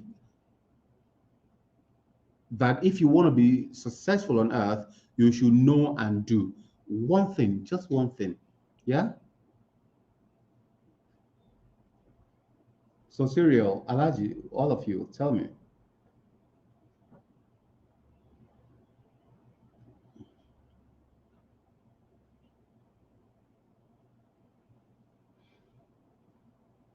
What do you believe that if you just really want to be successful on earth, you should know it and you should do it. I think one must first of all dream it and One must do what? dream it. Dream. Yes. Okay, dream it. Okay. And act it. Dream and act. Yes. Wonderful. Wonderful. So if you're online and you want to tell me, please write it down. My friend said, if you want to be successful on earth, you must dream and act your dream. You must dream and act your dream. Great. Good. So, Sarah, do you want to say anything? You've not thought about it before. I've always thought about You've always thought about it. things, yeah, because I've done a couple of things in life and I'm still learning.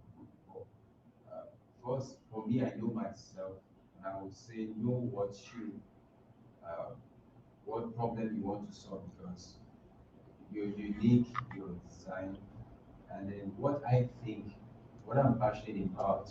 Sometimes I know it's not everyone who is passionate about that. So it means that we are all wired differently. So I appreciate the fact that I know I'll use the word relatively about myself and the things I want to do. Mm. So one thing that stands out for me is I love rendering services. You love rendering services. Yes, and I've, my friend one day said, see, you're a pathfinder and you don't work in the path. That's what he told me one time. He told you, yes, you are a pathfinder and you've not walked in that path. Yes, so yes, that's what he told me because That is it gives me a goosebump. Because before this, I just restarted an academy. I was working with an architect recently. I was on Taxify when I met her. The business was, I just saw that she's a lady, and I said, I have partner, I do furniture business. She said, oh, can you do this? That's how we met. But the long and short is, Okay, she has the furniture business. no, she has, okay. She's an interior architect. Okay. Okay. So I offered to help her, and she adopted me, and I grew from from just being what's the supervising site to become a signatory to her account. Wonderful. All of that. So now I recently was Kaban Furniture Academy because I was under her and I wanted her name. I was sharing this dream. Yeah. But so she called me and said she went to pray and God told her that this is me, this vision of Furniture Academy. Yeah. So right now I have Serial Premium Furniture Academy. But as I was coming here, just thinking about what Emeka said, one reason I have not had money, I'm thinking of meeting people's needs, but I've never seen how I am financially benefiting from it. But still, that thought is stronger, hoping to get someone to where they're going to, and I have contributed to many successes. So I think that's where Mika is coming from. So now for Serial Premium Furniture Academy, I want to charge a new course. So when I saw the post, because I came to this school one time, I was like, this is my birthday gift. Today is my birthday. So I need. Are you serious? So I said, so I'm going to sing a birthday song for you. Yeah, I'm going to sing. Emeka is, I'm sorry, Serial is his birthday is today. So I wrote this song many years ago. So I'm going to sing maybe one verse out of it. Yeah. We thank God, we thank the Lord, adding just a new year to you. You mean a lot to God. We've got just nothing to say it out. Today on your birthday, we happily wish you many happy returns. Jubilation all the way. Now hear it. You may not live here forever, but your footprints can forever positively affect your world. That's the only way God's glory is ensured. Today on your birthday, we happily wish you many happy returns. Jubilation all the way. I repeat, you may not live here forever, but your footprints can forever positively affect your age. That's the only way God's glory is ensured. Today on your birthday, we happily wish you many happy returns. Jubilation all the way. Hey, a happy birthday. Jubilation. Take this, take love. Please, my love is my this. Jubilation all the way. Jubilation all the way. Wow, wonderful. Wonderful. Congrats. Yes. Congrats for coming. Wow. Good. So I wrote this for this song. I think it's more than 25 years I wrote this song, as a little boy. Yeah. Okay. So wonderful. One of the things I will encourage you, you see, this is a free conference. Okay. You can get as much. We have a program called EDCC, Entrepreneurship Development Certificate Course. That course will just organize you, put you right. You understand how to build a company from ground zero. Understand how to plan your company. Understand how to make money without putting down cash, because that's always the problem. And then you understand how to, increase your energy every day. I'll tell you something. Life is energy. Prosperity is energy. Money is energy. You see, if you look at your life, you find that there are days you wake up Nothing. There's no problem. Oh. You don't even have the strength to move around. Not physical strength. You lose that, that drive. Sometimes you build something to a level. You do what? You lose the drive. You leave it there hanging before you know it falls. Yeah. Sometimes you have pushed it up the hill to a point, and something happened, you lose the energy and all those. That's why I tell people I don't watch television, not because it's wrong, but I don't want something that will make me lose my energy. Okay, now you bath cold hot water and then you move her. No, if I bath hot water now, I make sure after bathing the hot water, I do what? I bath cold water. Yes, even if you just pour just a bucket of it on my body. Why?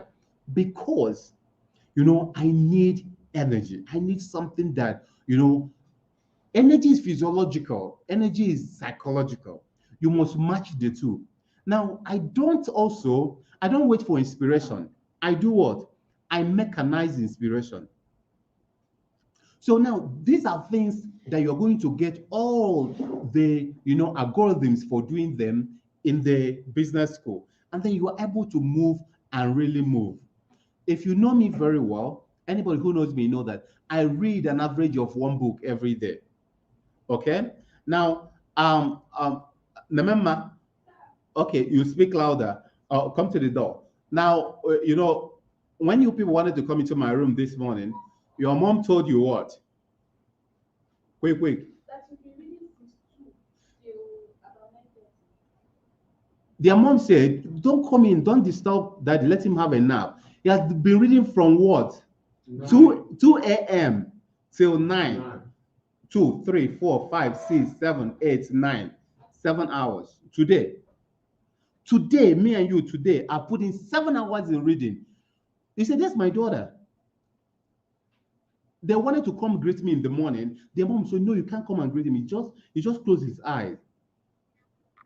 And you can come to see him now." And he has a program later in the day. He has been reading since 2 a.m. So when I say I read an average of one book every day, people doubt, say, "Hey, how can you this one? Or do I need to argue with you?" That's my daughter. Did we conspire about it? Yeah. So in life, you must, if you want to be great. People will say, "Oh, how do you sound like this?" No, if you know my madness, the pattern of my madness, you will sound like me. This madness makes you. That one sweet salad very well. Oh dear. Okay, so bro, I'm so happy you are here on your birthday. So let me read some things my friends wrote. Okay, so my friend Israel, my friend Buchi wrote, vision and right mindset is what you need to be great. Israel said, "You must discover your purpose on earth.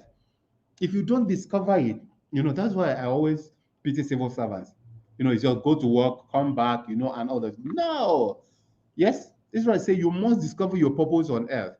Now, Kephas, Jonathan said, he's my friend. He said, define your pathway and decisively pursue it. Super.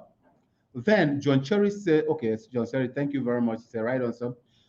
Professor Chukwuka said, we must be definite about your goals. You must be definite. Okay. Oh, Joshua, thank you. He said, nice verse and nice voice. Okay, thank you. Okay. Professor Emma said, happy birthday, enjoy your day, and the melodious special song dedication from Dr. Kosa. Thank you, Emma. Emma is a great man. Yeah. Moses Bambo, she said, you must desire and be focused diligently with discipline to be what you want to be, just like Dr. Kalikos, who never allow anything to hinder, but passionately pursue his goal despite 1,001 excuses not to be somebody. Thank you, Uncle Moses. Yeah, Prof said wonderful. Okay, thank you. Wonderful edition and great inspiration for the birthday guide. Thank you. Reading enhances your life. Thank you, John Cherish. Thank you, guys. Okay, good. So let's go over to the tools for negotiating your destiny. I'm going to run through maybe one or two, then we go. And tomorrow, if we're here, we are going to be here anyways. Those who can make it to the physical class, okay. If you can't, you make it online. Now, the first tool, if you're going to forget everything, please don't forget these tools. Tool number one, belief malleability. I'm going to write it down. So, number one, belief malleability. B-E-L-I-E-V-E. Sorry, belief malleability. Belief, B-E-L-I-E-F, belief malleability. Okay. Now, what do I mean by that? What I mean is that if you must be a great person, your belief must be what? Must be malleable. Okay, what does that mean? What it means is that a lot of us are too rigid with our belief that nothing comes in, nothing goes out. They are too rigid with belief. They believe that nothing comes in, nothing goes out. Yeah, it is wrong. Yeah, if you must be a great person, you must understand how to be malleable with your belief. Okay, so let's talk about that very quickly. Now, give me a second. Let me keep copying this in out so that you don't miss them. Yeah, okay. So,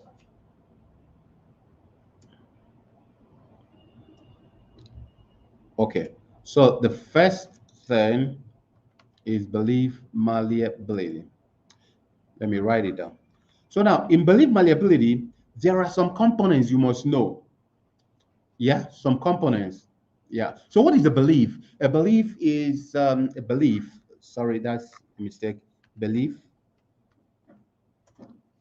Use the EF. Now, what is belief? Belief is, your set of um, truths, your set of, you know, things you trusted, your set of understanding about the word, your set of rules that you think, you know, guides the word. That's your belief. So, but let me tell you something about belief that may help you. So, your belief is not wrong. So, let nobody tell you that your belief is wrong. But there is something. Now, when you are born, God gave you something like um, plywood, okay? Let's say a board, a very strong board like this, a strong board, okay? God gives you a strong board like this and send you into this world and give you the capacity to put legs on this word. Now, the height of the leg you put, okay, and the quality of the strength of the leg you put will determine what you can pluck from life. So, you enter a religion that tells you that um, whatever happens is how God wants it. Esau I hate, God I Jacob I love, and depending on how your pastor or your imam interprets the word to you, and then you take it that way. So what happens is that you may have succeeded in putting one leg on this plywood or this tabletop. So what happens? Can you use one leg on this table to collect something from a height? No, you will still be holding it. Maybe you can put water on it. You can put and hold it with one hand and drink your water, and so you can understand how poor you can be. Then you start believing that you start reading more of your religious book or getting knowledge from elsewhere. You find out that this God is a good God. Yes, he wants us to reason with him. So maybe you add another leg. It is not yet standing well, but it's a little better. Okay. So then you've gone to university, read some courses, and maybe you applied yourself. Then you add another leg. That's the third leg. Yes. And maybe you are traveling, you've gone to US, you've gone to, and all those kind of things. Then you add a fourth leg. It is what? It's standing a little better. You can take something from there. Let me give you a very simple example. And one of the people who believed in what? In ancestral forces, in this one, in all those things we say in Nigeria. One day, I got angry because I said, God, I can tell you I'm not a sinner. I said, God, no. There are a lot of things I've not done in my life. Let me go and find out what is wrong with me. I didn't go to a prophet. I went to Mastery School of Management in Netherlands to go and study what? To go and study management, the consulting process. Because I'm a consultant and I don't make much money. Every proposal I send anywhere, they do what? They steal it. Every proposal, they steal it. So I think is what? Ancestral forces. So what I did was when I got to Netherlands, I now listen to my professors. Now, one funny thing is that everything they're saying, I do what? I know it. In fact, I know it better than a lot of them who are saying it.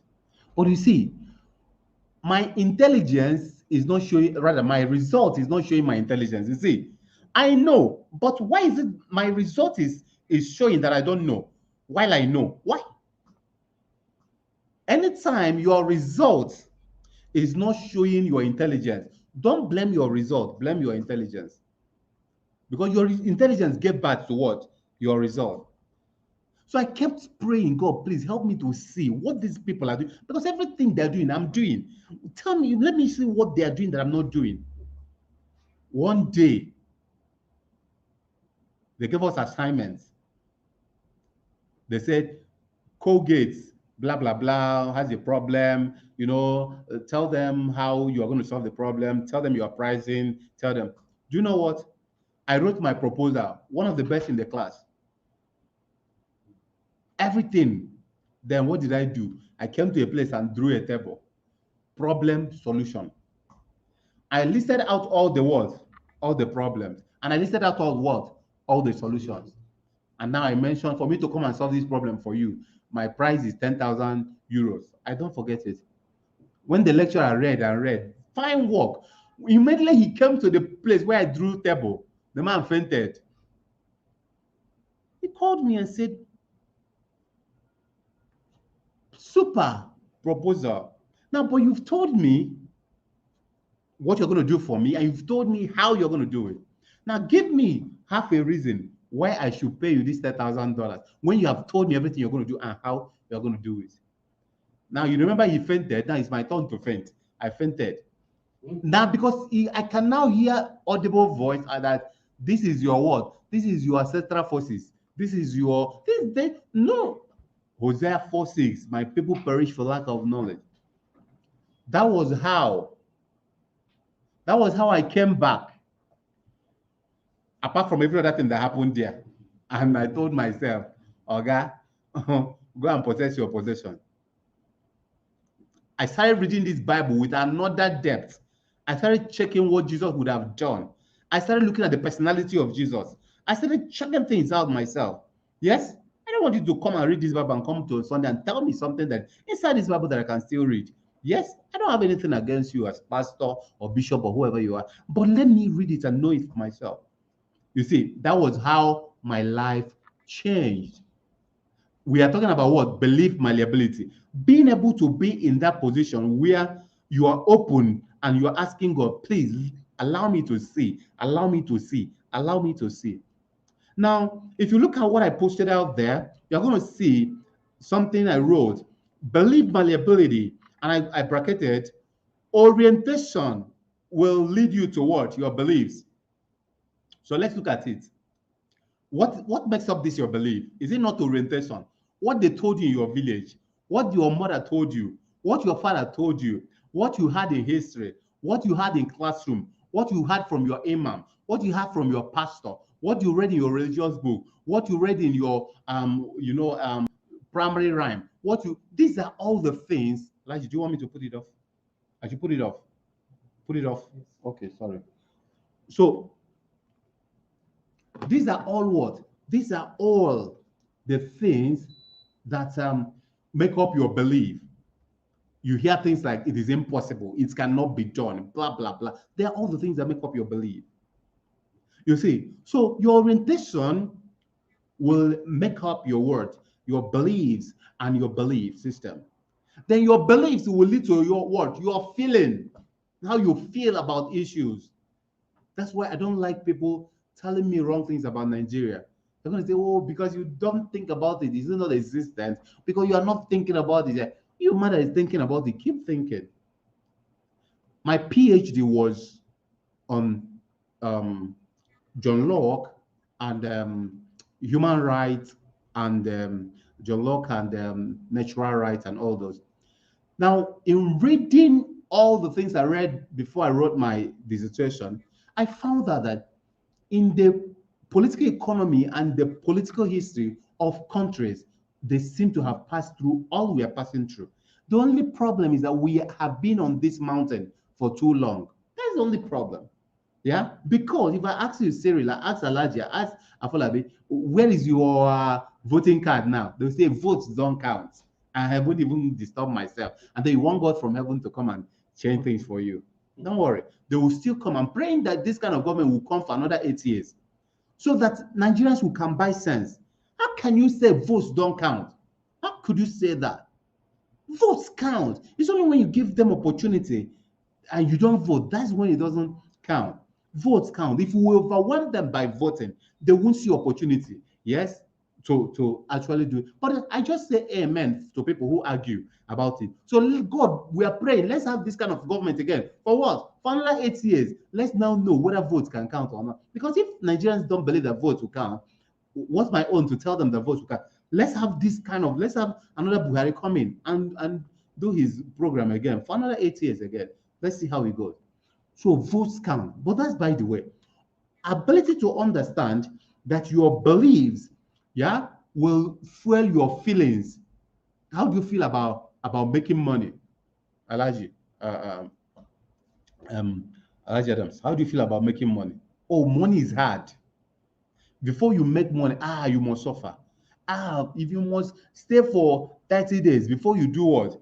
Before they give you 100,000 or 150,000 or whatever. Money, sky money. That is my belief. That is my belief. Oh, that's your belief. Yes. As if see, I'm an upcoming prophet. See, now look at it. So what happened? One of my staff yesterday,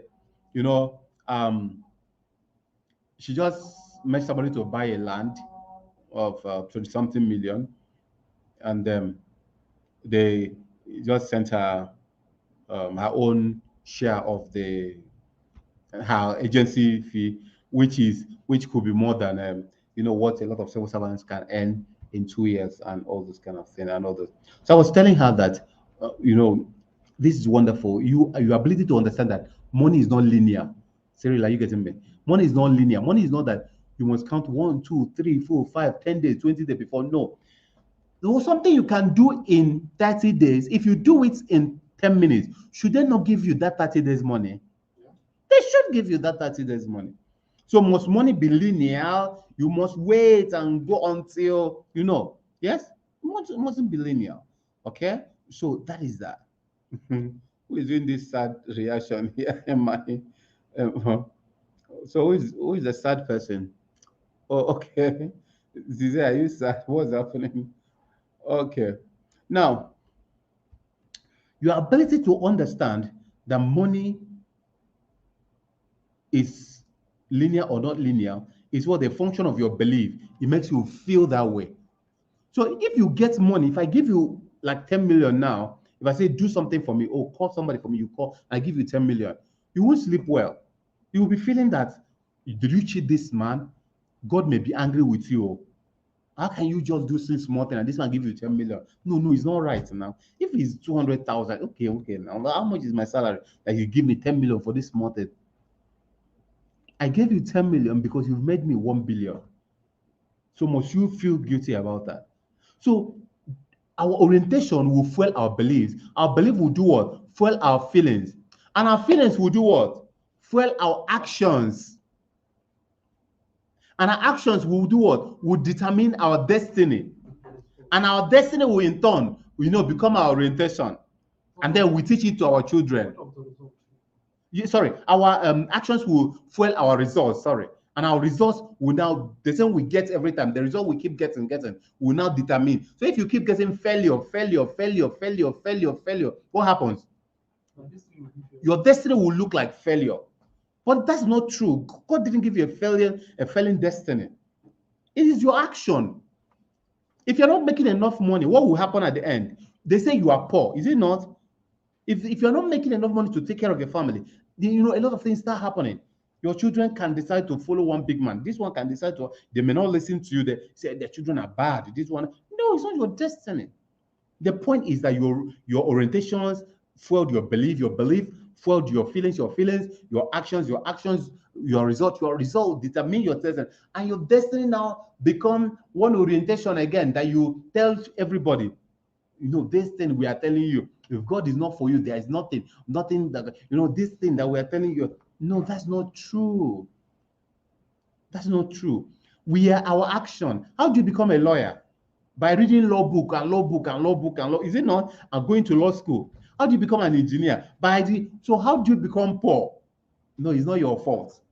But the person who became a lawyer he did it. The person who became a medical doctor, he did it. But now you become poor, it's not your luck. No, it's not true. So the point is, we must start understanding that we need to do what? We need to, on daily basis, keep moving our faith, or rather our belief. Yeah? Our belief should be dynamic and progressive.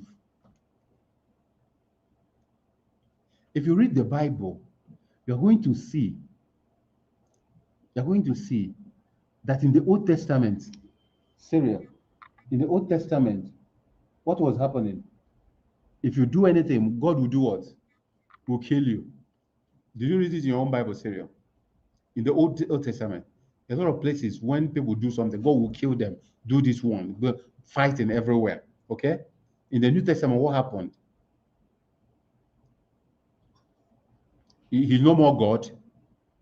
So what happened? Why did he change his pattern in the New Testament? We're talking about belief malleability. Even God who created us, he has his plans. He has done something in the Old Testament. And in the New Testament, he says there should be a new order. My son should come and let's stop all this. A little boy, there's a story, a little boy in the Sunday school. The Bible was read to him in the Old Testament, too much fighting, too much this one, too much this one. And in the New Testament, everything was fine. It was like, sir, what happened? Did this your God grew up? What happened in the New Testament? So what's the point we are making? The point we are making is that even God himself kept doing work, kept progressing in his plan. He created the world. We had Adam and Eve. We had this one, and he moved on. And at a particular time, it was time for grace. For your own, what you believe since you were born is what you are still believing. No change. You are not improving it. No addition. No subtraction. If you want to change your destiny, this destiny that you have, you don't like, with the belief you have, you need to do what? Check this belief. Check it one by one. Check the building block and find out how it is. Okay. So number 2, you must take the active participation oath. That is what? That is another what? Another tool you are going to use. We call it what? Active participation tool. What is that? Active participation tool simply means that you have decided that you must participate in how this world is governed, in what is happening in your own life. Some of us are so passive about our life. We wake up in the morning and ask you, what do you want to do on Monday morning? Go to work. They give me anything I do, and this one, that one. No, you can't live like that. Every month and every week, I have something I'm studying, something I'm working on. When you people, we are in my organization the other day, I told you guys, I think January, and then I told you I was working on what? I was working on, I told you the other month I worked on magic, and yes, and I think on January I was working on is it neuroscience? Yes, and this yes, yes, neuroscience. And this month, I'm working on luck, yes, and purpose and destiny. I'm working on that. I want to know why is there some people are successful, some are not. Why is it that some people it seems that every problem in the world they pack it into their house? Why? Yeah, I'm working on that to unravel all those. I've done a conference on purpose now. This one is a conference on what? On destiny. How can you renegotiate your destiny? I don't want to go arguing about there's destiny, there's no destiny. I want to say, okay, let's assume your own destiny is bad. Now, how do we renegotiate it? How do we renegotiate it? Even the Bible you read said what? This guy suffered and suffered and suffered, Jacob. And one day, one guy came to him and he held him. They fought and fought and fought and fought and fought and fought and fought. The guy begged him and said, what? The day is breaking. You don't look like someone who reads your Bible. He said, the day is breaking. Please, can you do what? Can you allow me to go? He said, no, I can't allow you until you bless me. I will know. That's the song we sing in church. What? I will never let you go unless you. He held the guy. Hey! The guy says, what's that your name? He said, my name is Jacob. He said, no, from today I'm changing it to what? Israel. You have fought with what? With man, you fought with God and you prevailed. It's in the Bible. and the guy who is God did what? Had to remove the joint of his leg. So he became disabled. And that was how the guy freed himself from him and blessed him. And his life changed for better. So sometimes you have to stop boldly. You know what? Face this your future. Take oath of participation. That guy participated. He said, okay, you are the God. Okay, you are this God now that did what? I've been suffering. Oh, you are not going anywhere today. He held the guy. Yes. So it must sound funny, it must sound, but yes, you can. God wants you to reason with him. You can actually participate actively. Yes. We're going to start winding down the next few moments. But how do you participate? How do you really participate in life? Elijah, how many associations have you formed since you became a teenager? I formed two. What's the name of the organizations? One is active now. What's the name? The name is it is in Hausa. Don't lie, you, because I'll yeah, okay. Go ahead. So the name is Orphan Care. Orphan Care Yes. Society. It's active now. Active now. Wonderful. Great. Me, I may not be able to count, but the ones that are very active now is my town's political platform. Wonderful. It's on WhatsApp. Very, very good on WhatsApp. Great. There's another one. Actually, before that, we call it it's like a progressive unit. Wonderful. So that time of COVID, when things are so hard. Yes. Call of people. Yes. To help others and get encouragement. Get some 2-3 million. You're supposed to be down through. Yes. Wonderful. That's how to participate. How many businesses have you formed, Alaji? Businesses. They are all here, and then you need money. Your father will bring the money. My father. Yeah. From him. Where is he? He died. So we are going to go to him so he can bring money. No, I will send you. Alaji, you won't recognize me now. You said I will go and get him. You said he will send you. Yes, I'll give you percentage. You know, if I go and come back, I won't agree that he gave me something. I'll tell you that he didn't give me anything. No. He will allow. He has no option that allow me to go. Okay, but you get the joke, yeah? Because the other day you were saying what? Oh, his money, his money, his money. Oh, he wasn't in your class. They are from Ministry of Power. Okay. He's from Ministry of Power. So I told him to sit down there. We were closing. I said, I got angry because we've talked for 2 days, and then he said, "Oh, these things are in his head, but the money, and all those." And the supervisor who came for the program was telling him the things that are already in the Ministry of, sorry, in the head of service office and all the allowances. And I told Alaji, sit there, don't go. With this company, I will be here now. I have 5 million for you. Write a business plan. Told one of his friends to stay. Write a business plan. If you finish that business plan right now, and we read it, all of us will stay here and read it. Everybody should go. Let's take one or two. And it's good. I write a check of 5 million. I'll give you a cashable the next morning because it's 4 o'clock already. Alaji ran away. He didn't stay. No. Mm. What? Maybe the last person to leave here. No, you came now. We became friends now. But I thought you could. No, I was the last person to leave here. yes, now, but you didn't agree to rise now. Because I was telling Alaji that you see, you can't write business plan. Because in writing business plan, I'm not saying you should speak grammar, but understanding all the structure of business you take, what's the value you are proposing? Who will buy this thing from you? Customer segment. Who are your key partners? How many people are in the category that will buy this? What's the market share that you get? What's the market size?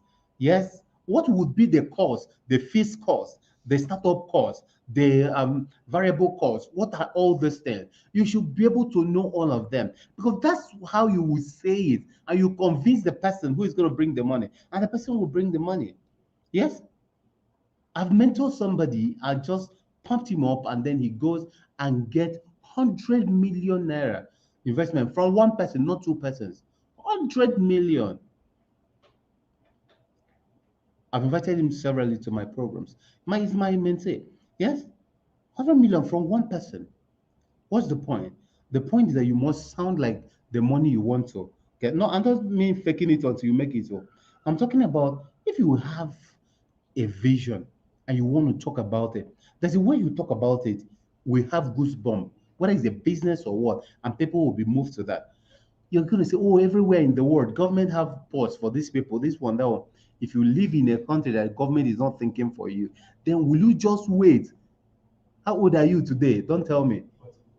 I said, don't tell me. Then next year, you are still waiting for government, Or power, you are still waiting for government. Would they make up for you?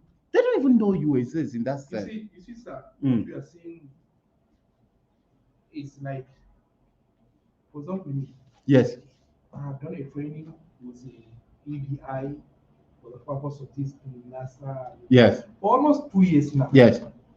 For almost 2 years now. Yes. I couldn't get that. Yes. Are they owing you? I'm asking you a question now. Is NASA owing you? No. So how can you carry all your life and you put in their hands? You can't do that. When people do that, I think they're not wise in their head. Why? The NISA, the money that comes from NISA is 5% profit after tax from banks. And banks are claiming 2020 they didn't make much gain because of what? Because of what do you call it? COVID lockdown and all those. Okay, and quite a lot of other claims, and also the way they politicize or organize or whatever it is, and all those. So how can my life be standstill for 2 years because somebody failed in his duty? That's the only point I'm making. Do you get the point? I'm not defending them. I'm not standing in for them. But what I'm saying is that this is my life. I cannot allow it to be what standstill because somebody has failed in his duty. That's the point I'm making. That's the only point I'm making. Can you imagine, Alaji, if I wanted to just give an excuse? Can you imagine if I want just check all the things I can give an excuse about? All the things. You are here, my 1 hour is 10,000 US dollars. You are here, you are not paying 1 naira. I'm sitting here, I came out from my house, you should know. I came out today, have a lot of bricks on my table that worth millions. I came here now to give to, I'm not selling anything.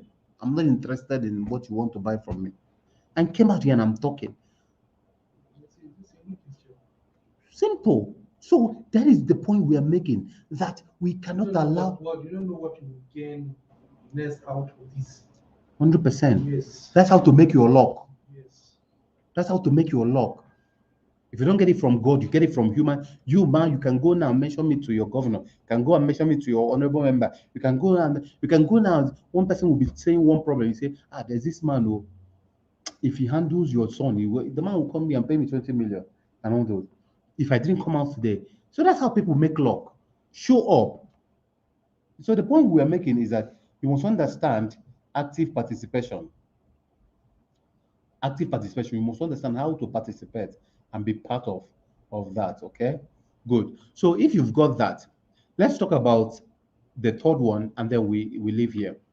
Um, okay, I'm going to take the third one to the fourth. Let's talk about powerful self-image. Now that's the third one. Powerful self-image. So write it down. Powerful self-image. Powerful self-image.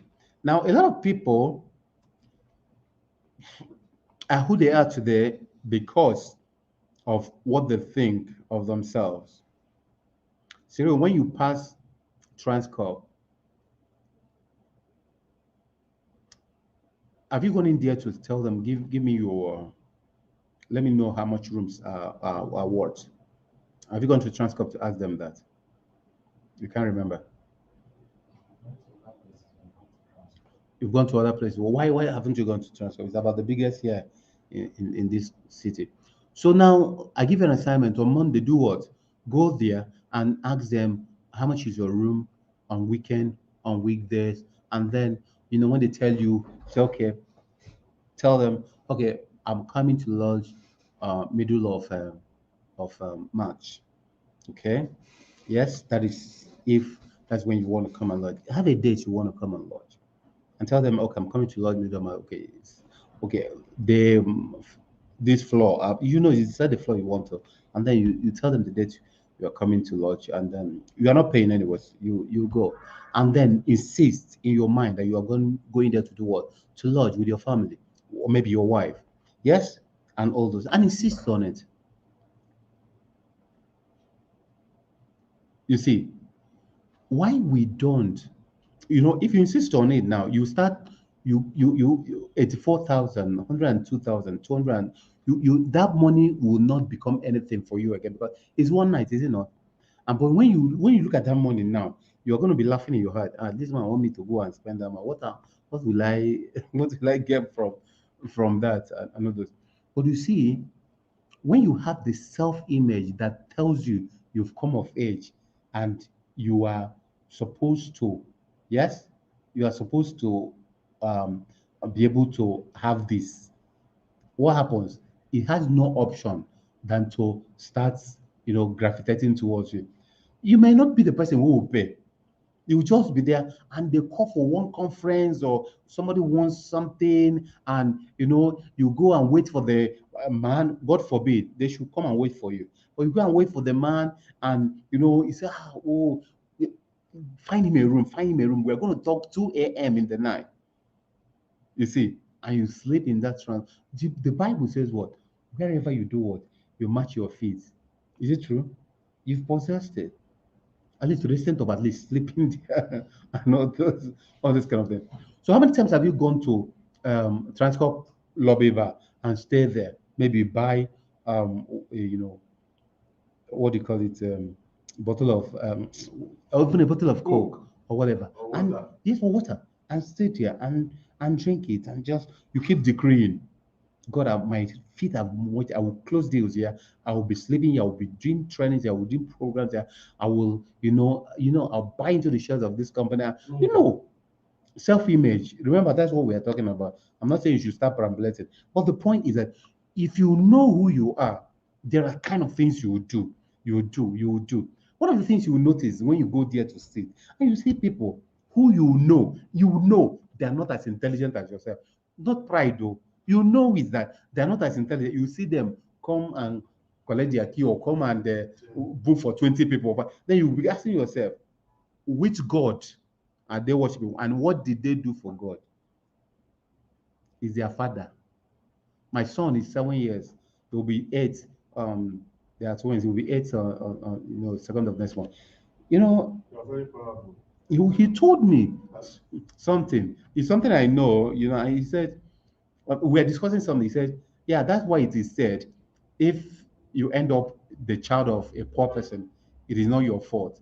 But when your children end up having you as a poor father, it is your fault. You know, I looked at him. Now, every day during break, his school people know him as he put his hands in his two pockets and he's walking around the school. He's doing shakara. You know, Sekari is he's walking around like the owner of the school and all those. And then anytime they're on break, you see him. He's teaching his teachers and he's teaching other senior students. He doesn't like teaching his mates. He's teaching them entrepreneurship. You know, Like father, I quarreled with him and said, "You don't like reading, so you don't have a right to go and teach other people. You don't like reading. You know, he's very smart. You can understand things very well." I said, "No, that's what the world needs smartness. They also need you to have depth in that thing you are talking about. So you must read. Look at all these books. Yeah, read them. Yes, so that when they ask you question and ask you question, so sometimes I go that way, and then you see him reading and reading. And he's writing a book now. Namama, you know the title of his book? Great. His book is Operation Sense. Do you see why I call my daughter? It's so that if I say it, you think is Operation Sense. That's a book. He's writing a series of them, but this one he said 7 years boy. 7 years now. He's finishing it another. Okay, remember, I'm not talking about my son here. I'm talking about self-image. I'm talking about, this boy now, as he's growing, he told me something. He said, he people go and join cults. Then he'll go and join your own cult. That he will form a cult, you come and join him if he must join your own cult. I cannot, the person who will make him join a cult is not born. Who is it? Why can't he form his own cult? Then you come and join. He has groups in his schools, and although each school he goes to, he forms an entrepreneurship club, this one, that one. What's the point I'm making? It is because I'm his father and I've been able to make him know that you can become your dream. And from that childhood, he has that self-image. Now, that's where the luck comes now. A lot of people now can say they're not lucky to do what? To have a father like me. So their father was telling them the wrong things, or come and sit down. I'm a poor man. Don't go and make problem for me, or don't go and do this one. And the thing is sinking into the child's brain. Well, I was like that too. Everything I told my father I was going to do, he told me, he will give me a proverb. He said, you will eat the 3-leaf yam, but it will be tomorrow. In other words, he's saying, let's see what God would say and how it will go. And all those. This thing you are talking about, who you want to be and how you want to be, leave it. Let tomorrow determine that. Yeah. After some time, by the time I go to about 15 years, I never had any other discussion with my father in terms of my vision. Because every time I tell him my vision, he's a loving father. He looks at my leg. He encouraged me to be an accountant and says, if you're an accountant, what happens?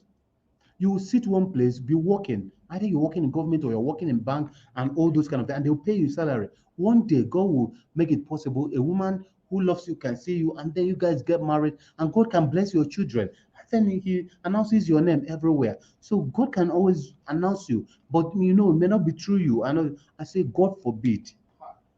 How can God announce me through my children? It's okay. Let them, He's announced them through themselves and announce me through myself. What is announcing me through my children? What does it mean? I never liked it. I love my father, but I never loved that philosophy.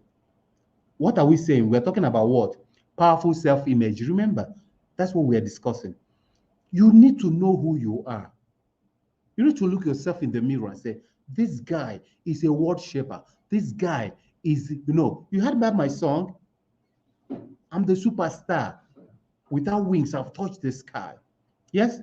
So we're going to sing that song and use it to end our program today. So if you have any question, please, you ask that question. But if you don't have any question, please actually help me write out what you've learned today. Okay? So help me write what you've learned. God calls me the guy, but you call me Mugu.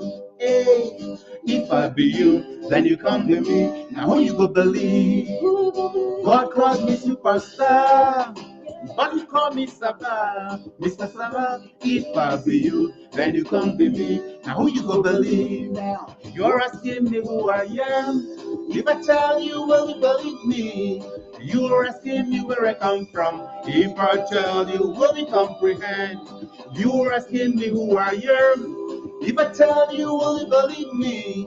You're asking me where I come from. If I tell you, will you comprehend? Hey, I'm composed of fire. I'm supernatural by design. I breathe well under the waters. I work with the flame. I'm God of the spirit. Christ Jesus lives in me. Don't wonder why. I've always been the best, best, best. I'm the superstar. Without wings, I've touched the sky. Christ is my wings, superstar. Without legs, I'm watching from the mountains top. Hey, I'm superstar. I can't be anything less. Yeah. It's not about me. It's about who lives in me. To me. It's not about me. It's about who lives in me. Woo. You're asking me who I am. If I tell you, will you believe me? You're asking me where I come from. If I tell you, will you comprehend? You're asking me who I am. If I tell you, will you believe me? You're asking me where I come from. If I tell you, will you comprehend? Hey, I'm composed of fire. I'm supernatural by design. I breathe well under the waters. I work with the flame. I'm born of the spirit. Christ Jesus lives in me. Don't wonder why. I've always been the best, best, best. I'm the superstar. Without wings, I've touched the sky. Christ is my wings, superstar.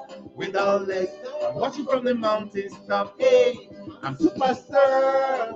I can't be anything less. Yes. It's not about me, it's about who lives in me, me. It's not about me, it's about who lives in me. I'm a superstar, without wings, I'll touch the sky. With my wings, superstar, without legs, I'm watching from the mountains top. I'm superstar, I can't be anything less. Yes. It's not about me, it's about who lives in me. Yes, it's not about me, it's about who lives in me. Yeah. My wealth is not about me, it's about who lives in me. My children, not about me, it's about who lives in me. My contact is not about me, my education, not about me. My life is not about me, everything. It's not about me. Your life is not about you. It's about who lives in you. It's not about you. You're what you're doing. You're for their company. Everything is not about me. It's about Christ who lives in me. Me. It's not about me. It's about who lives in me. It's not about me. It's about who lives in you. Woo! Thank you, guys. Thank you, and thank you so much. Okay, so tomorrow we continue 4 p.m. Yes, if you can come, you join online, no problem. Yes, so we have about 20 tools to discuss. We just discussed three. Yes, yeah. Some of my friends are writing what they learned. Ugu, Azo, and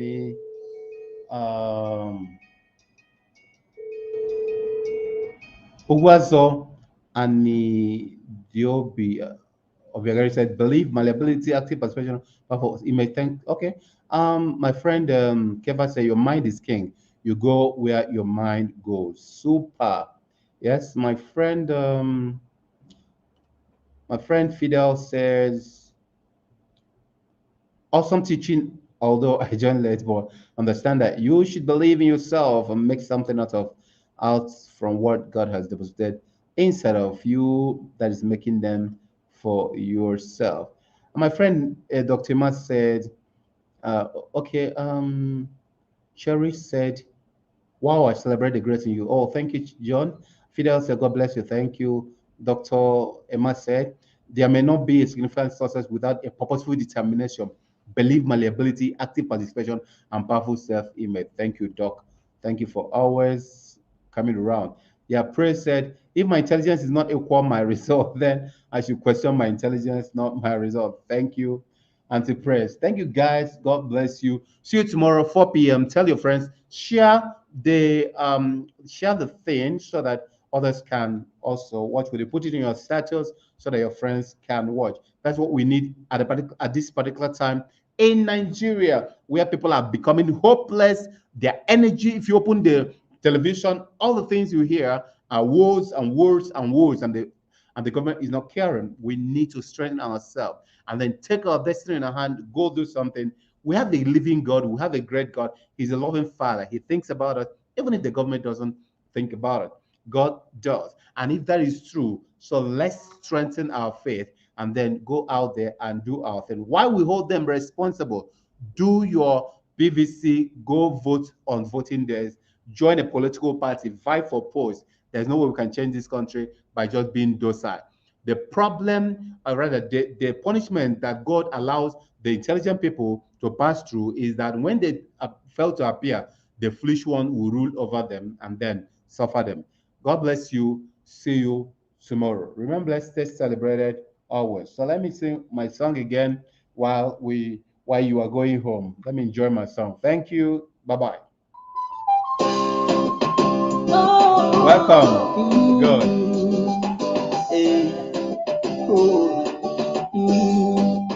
God calls me the guy.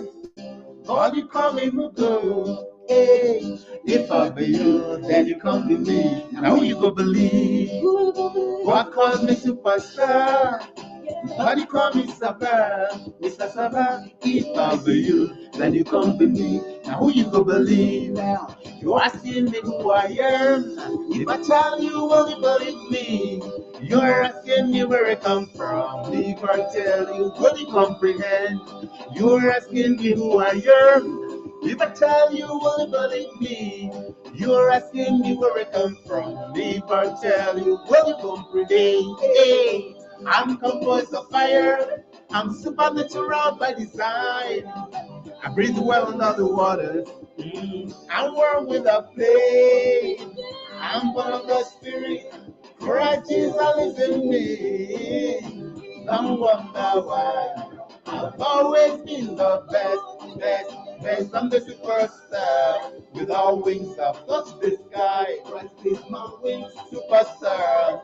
Without legs, I'm watching from the mountains top. I'm superstar. I can't be anything less. It's not about me. It's about who lives in me. It's not about me. It's about who lives in me.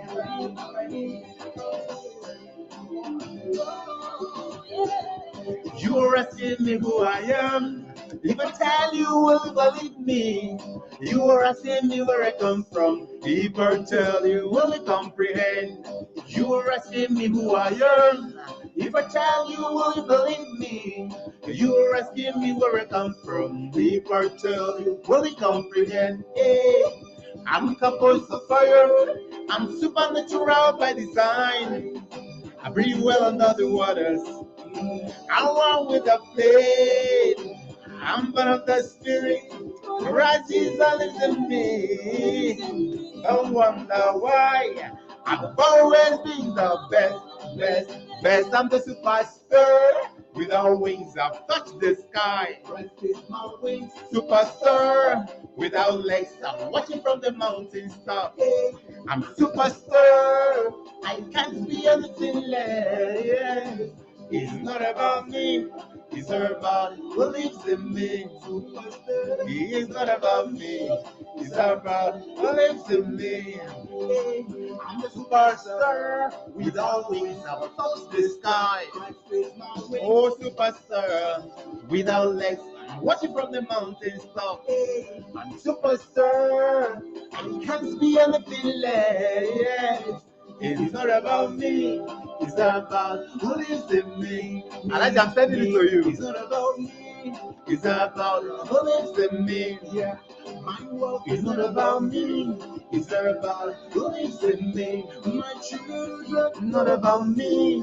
It's not about who lives in me. My contact is not about me. My education, not about me. My life is not about me. Everything is not about me. Your life is not about you. It's not about who lives in you.